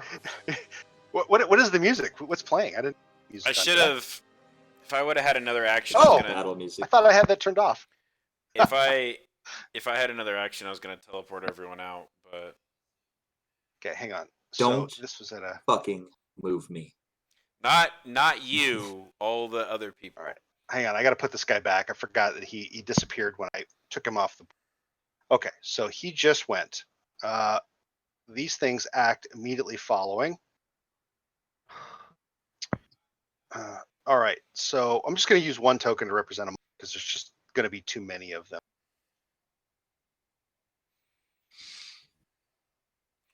Can they fly? I guess the better question is like, do we have all of our gear? Oh, Amir always carries his fucking gear. You would not be carrying your mandolin. I mean, that's just a big piece of equipment that you would not have on you, I don't think. Not when you're getting married. It would be Grundar like did if not you had give a up his weapons. yeah, if you had a sword, it would be pretty common that you'd carry a weapon and that sort of thing. Anything else that is not a true, like obviously, your what do you call it? Your fortress. I mean, that fits in your pocket. You know? All right, Grundar, we're going down. Click. It's kind of probably what's gonna happen. Hang on a second. You don't know if I got shadows something. can fly or not, but they are up And let's do a quick init, and then I'm going to move it to 11 because that's where they go immediately following. Gonna crank it to 11. Yep. All right. So the closest ones would probably be right about here, and they can move 40 feet. You're immediately attacked by as many as can surround you, which is going to be about 8 shadows. So I'm gonna do, because you're the only thing left on the floor here. So you're gonna take them all, Balner. Okay. Hang on a second. Like I said, I'm not going to represent them all, just because there's going to be so many. You've probably got 100 shadows in the room.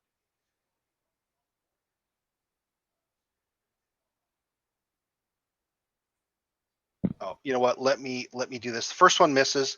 I'm going to make the visible to you. Give me a second.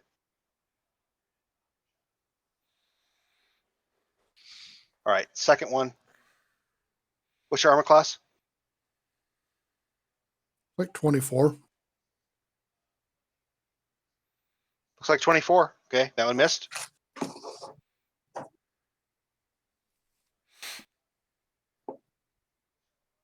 Five, 6, 7. Oop, one of them got you. All right, you're going to take 11 necrotic damage. Your natural strength. What is your natural strength? This won't affect your, the belt. Natural strength is 13. Okay, you're going to need to keep track of this because you just lost 3 points of natural strength. You kind of feel it as like sort of like, oh, that happened. That's about it. So it's 1, 2, 3, 5, 6, 7. Okay, I got 6. I got 2 more. Jeez. You gotta be shitting me. You take 22 more necrotic damage. And you are drained of an additional 4. Oh my God. Okay, so what did you say? You had 13 natural? He's got 6 strength left. You have 6 natural strength left. And 1 more hits you or attacks you and misses. Oh. All right. Okay. All right. They're done. Okay, Amir. You're 20 feet up. The dragon is actually just about close enough to reach out and touch him. Okay. You look down below and you saw all of this, and there's a swarm of undead racing toward Balner. You also know that if there's anyone who's going to take on an army of undead, it would be Balner. Yeah, I have faith in my friend. Right now there's a big ass dragon right by me. This is irrelevant at this point. Okay. So what are you doing? Well, so I figure that they got like magic resistance, right? Probably. So what I'm gonna do, just to try it, I don't know if it's gonna work, but I'm gonna try it. I'm gonna drop 5 sorcery points to do my draconic presence for fear. Or no, I don't know. I'll go with the awe-inspiring presence instead of the dread. So he'd be awestruck rather than frightened, charmed.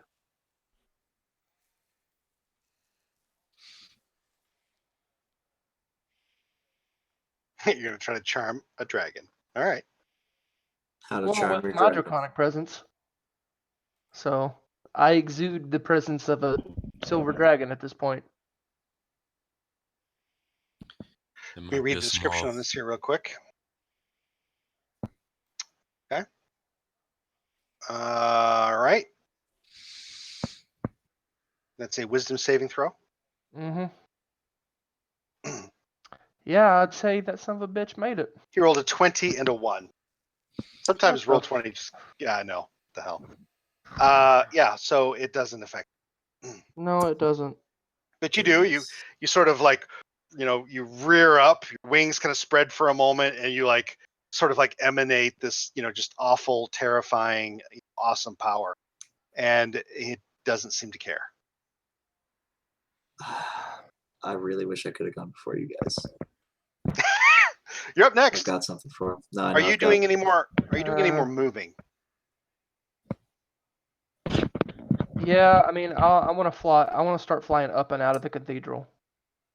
So, Okay. I mean, I'd have to fly backwards from them, but it'd be 30 feet in You are, whatever direction. just so you know, I could go. you are currently about only 10 feet away from him. Oh. I just want to make sure you're aware of, where you are in relation to him. Does he dip back down? Yeah, I'll fly up, but not out of his range, but I'll fly up a little bit. Okay. All right. You can fly at your normal speed? Yeah, 30 feet. Okay. All right. You could fly straight up to 50 feet, be out of the cathedral, and still adjacent to him. Okay. Yep, that works. So that's what you want to do. Okay. Yeah. And I think that's it. I just need to make my wisdom save. Fuck. I'm never gonna be not frightened. Golly. Well, the good news is that he's gotten so close to you that you just can't move any closer, but you're pretty much close enough to kiss anyway. Yeah, I don't want that. Yeah, you don't want the disadvantage. I get it. Okay. Yeah. All right. You do that, and give me a second.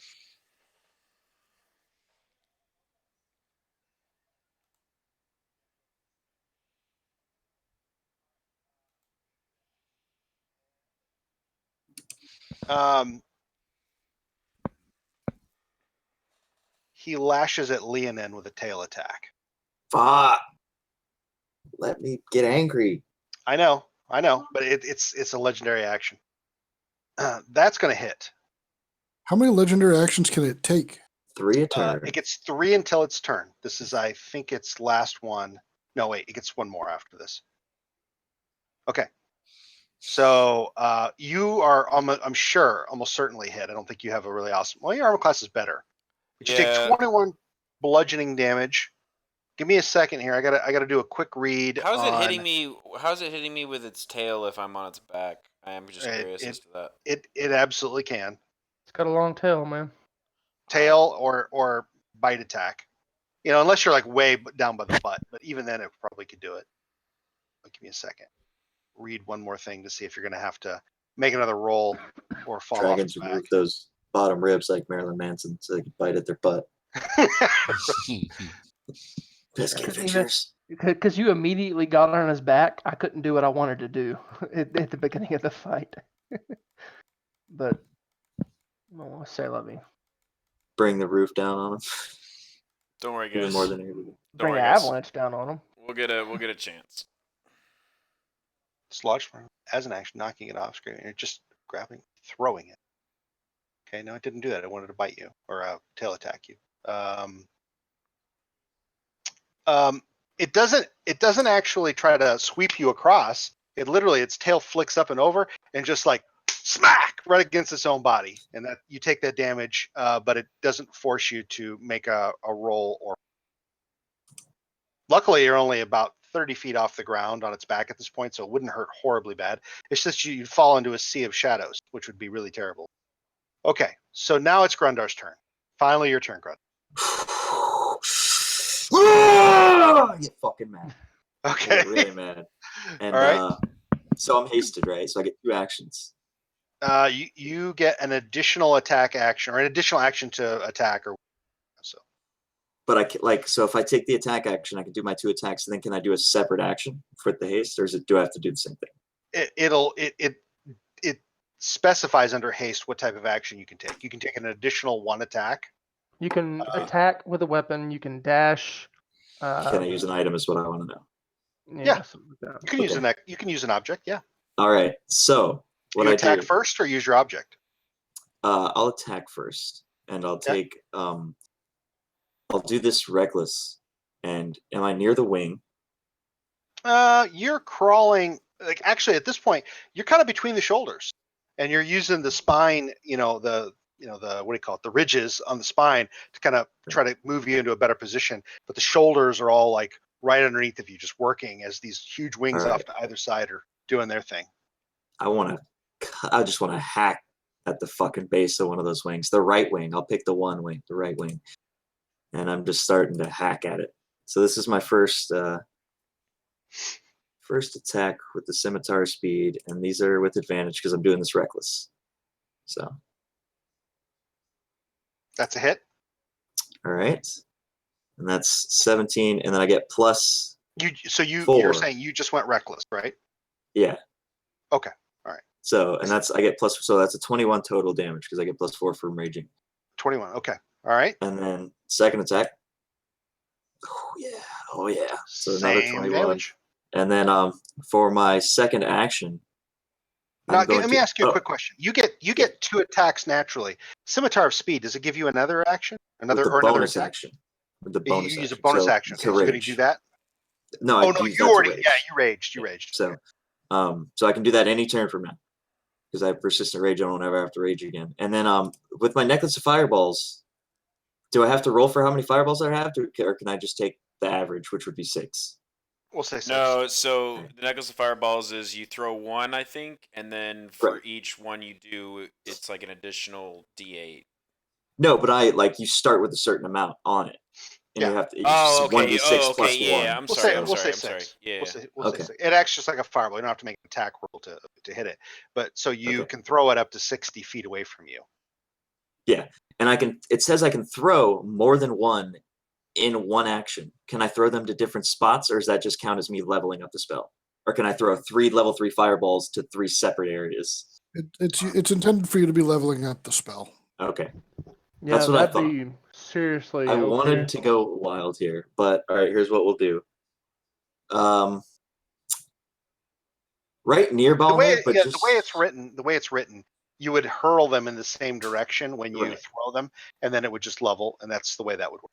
I was trying to do some tricky player shit, you know. You don't have to save me.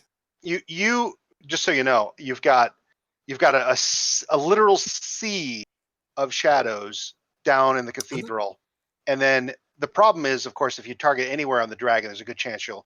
I mean, you and Leonin could probably survive, but the girl probably the queen.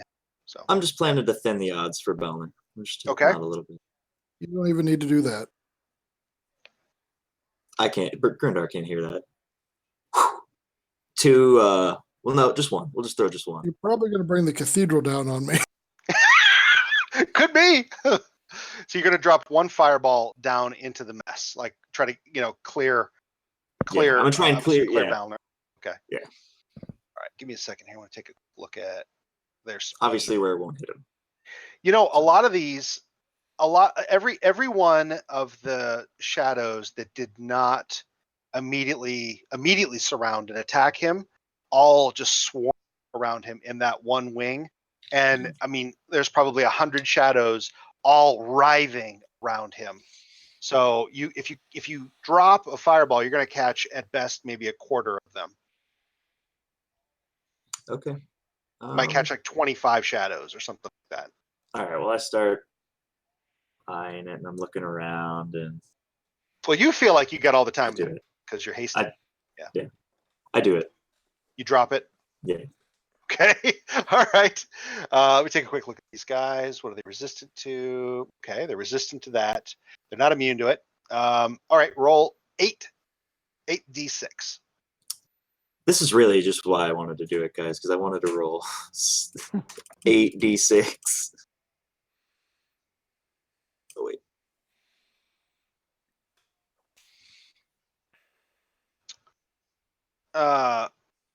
There's literally no way that they can save and live. So I'm not even gonna roll.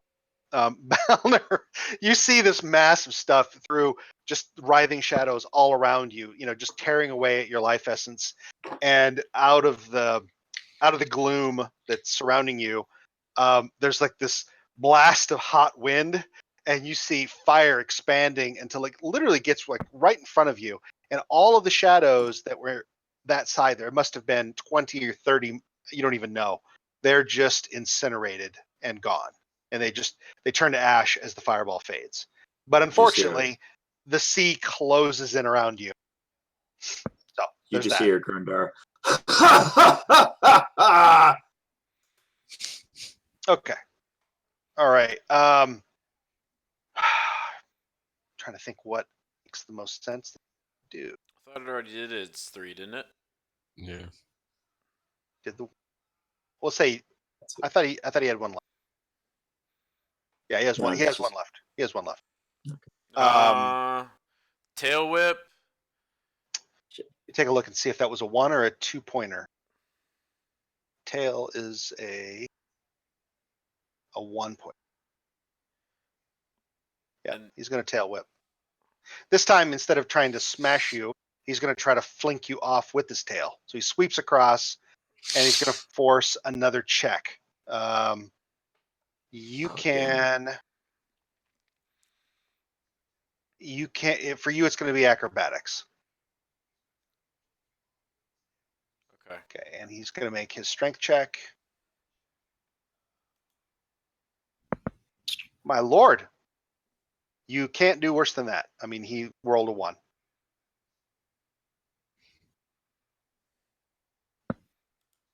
Unless you roll a 1, you're okay. You managed to hold on. You're still on the dragon. All right. All right, Leonin, you're up. All right. So I need to know who all just died in the cathedral. Max was Everybody that out was of range. Well, yeah. I mean, everybody that you see on screen is alive. Now, Max is actually kind of underneath the thing, but when it breathed, it missed him. However, oh, wait a minute. So like, You know what? He got hit by a fireball. well, hang on. That might. Oh no! Sorry, Max. Oh, Sorry, Hold Max. on. Hold on. Fratricide. Don't worry about that for a second, Tony, because that might not even matter. Oh, hang on. Oh, that's so good. Well, the wraiths probably swarmed him too. Before before let's just say at this point you don't know Max. Okay. Did the king die? Did You're the king of the king of the neighboring country whose daughter's getting married? King of Keelan did not come. Okay. It matters of state. He wasn't He even sent here. his daughter. But No. but all the other lords that I had like put in place and everything. Every died. single person that is not viewed here, they are all, from what you can tell, they are all dead. Okay. They are all undead, in fact. How much time has passed since the beginning of the ceremony? It's been less than 2 minutes. We've gone through roughly 3 rounds. So the beginning of the ceremony, like before all of this started. Like we're like as soon as she's walking in, roughly. You're gonna use Wish to do like some sort of time retraction. Yes, that's exactly what I'm doing. She started walking in probably maybe a minute ago. Like you can see her down at the end of the aisle. All right. This is What? Fucking Wish, dude. oh fuck. Tony, I am casting Wish. Are you going to use it to cast a different spell? No. So there's a 33% chance that I will never be able to use Wish again.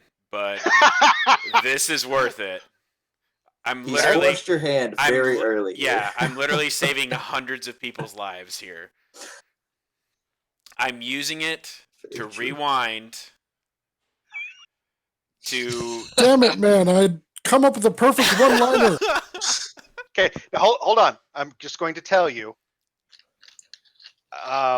And I'm going to give you some time on this, okay? Especially because it's affecting time. You need to be incredibly careful with the way you word this. I know. Okay, so you're rewinding time, but give me some more detail. This is going to be very sketchy. Okay. So I am rewinding time. You said a minute since she started walking down the aisle, correct? Yeah, about a minute. Okay. I'm rewinding time. Now, I do need to know this. I do need to know this. Obviously, this has probably never been done before. Well, not to my knowledge.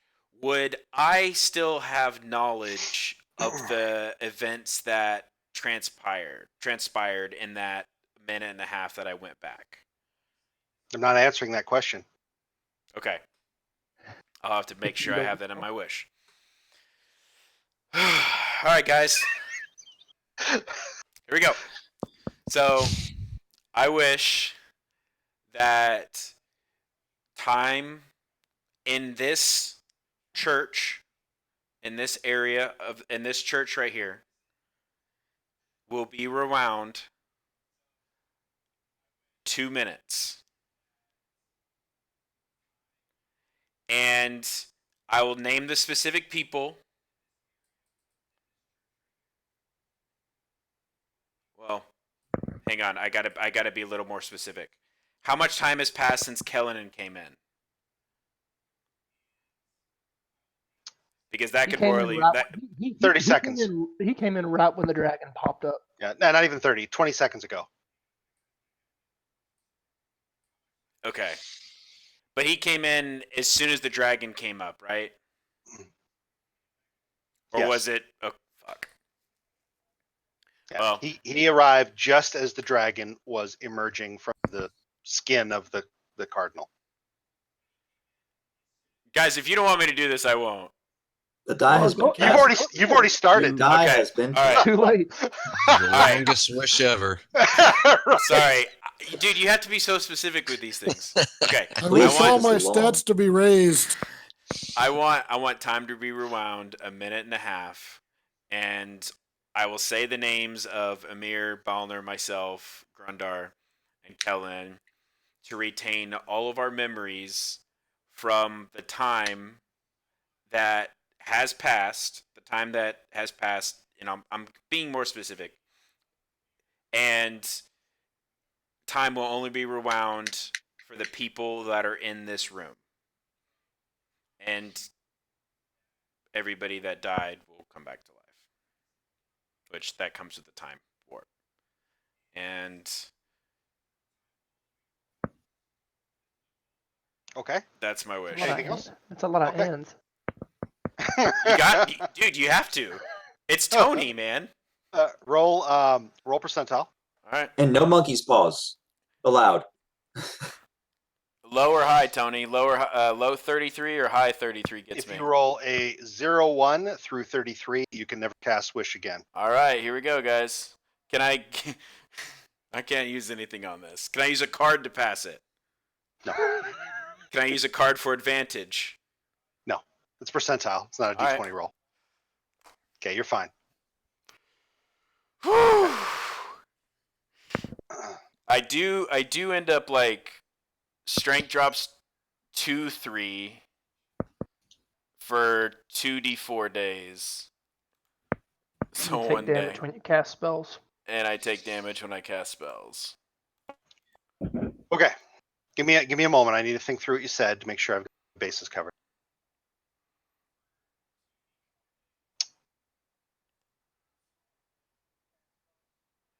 And you said 1.5 minutes. Minute and a half. Okay. I'm sorry, guys.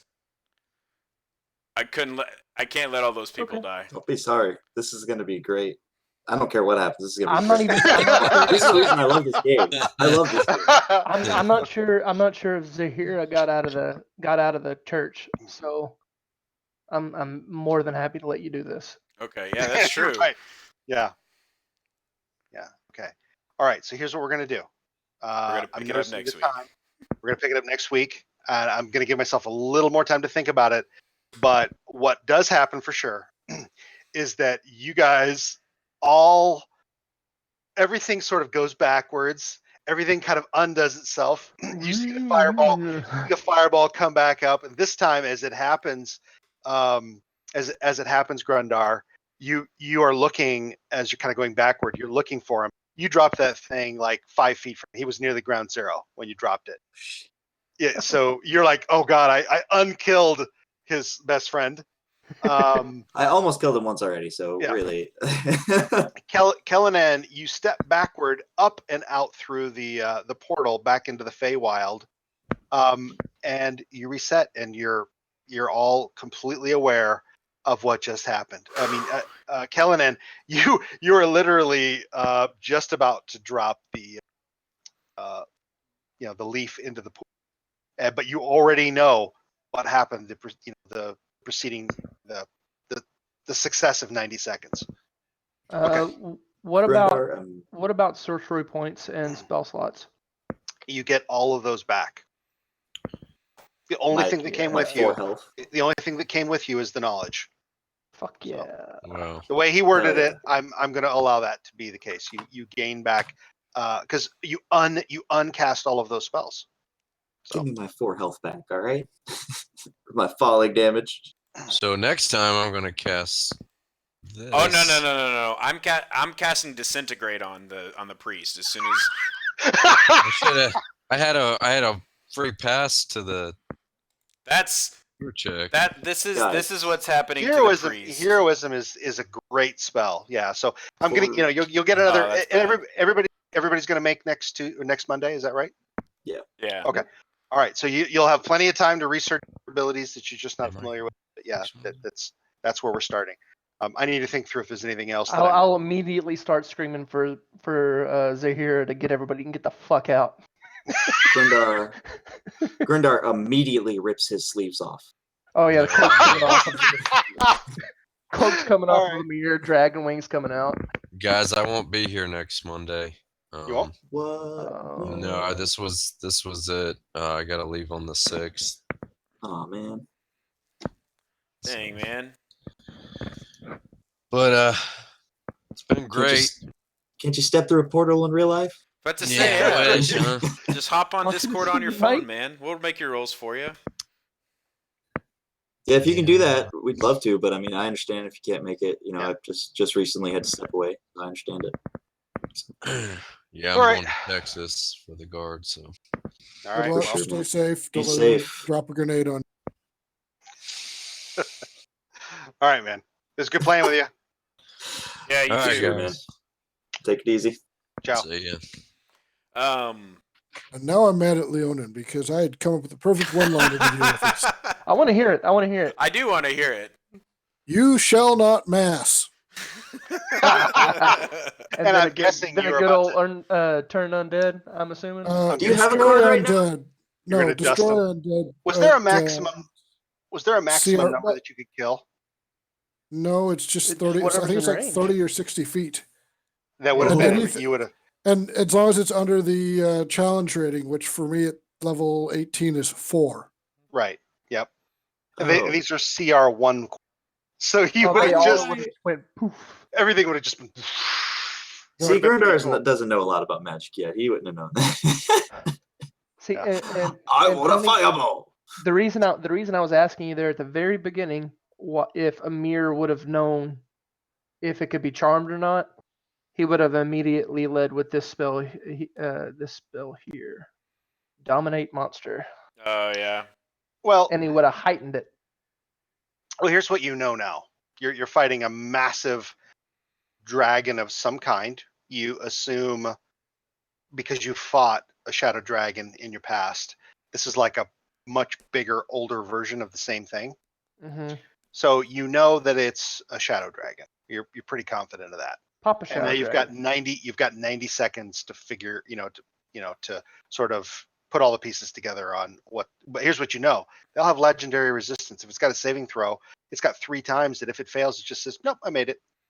It's okay. Yeah, we'll have to exhaust those. I'm not worried about it. I'm not worried about it at all. Because he's in human form. He's in human form. He has human form HP. It's gonna get one of these. I'm gonna disintegrate him. No saving throw for you.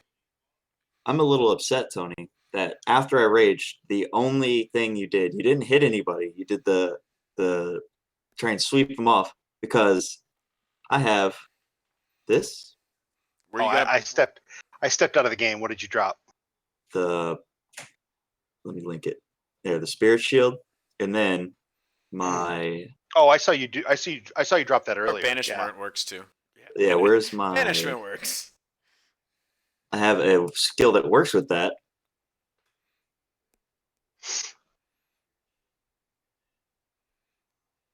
Rebuke. Oh yeah. So every turn, I can, if I use my reaction to do that, I can reflect 4d6 damage at whoever attacks. That's super good. Yeah. That's what I was looking at when I took this subclass. Well, I mean, you would have had plenty of opportunity had he not I totally rewound time. realized the Twitch Right. feed was messed up because of. All right, guys. It was good, fun. I love.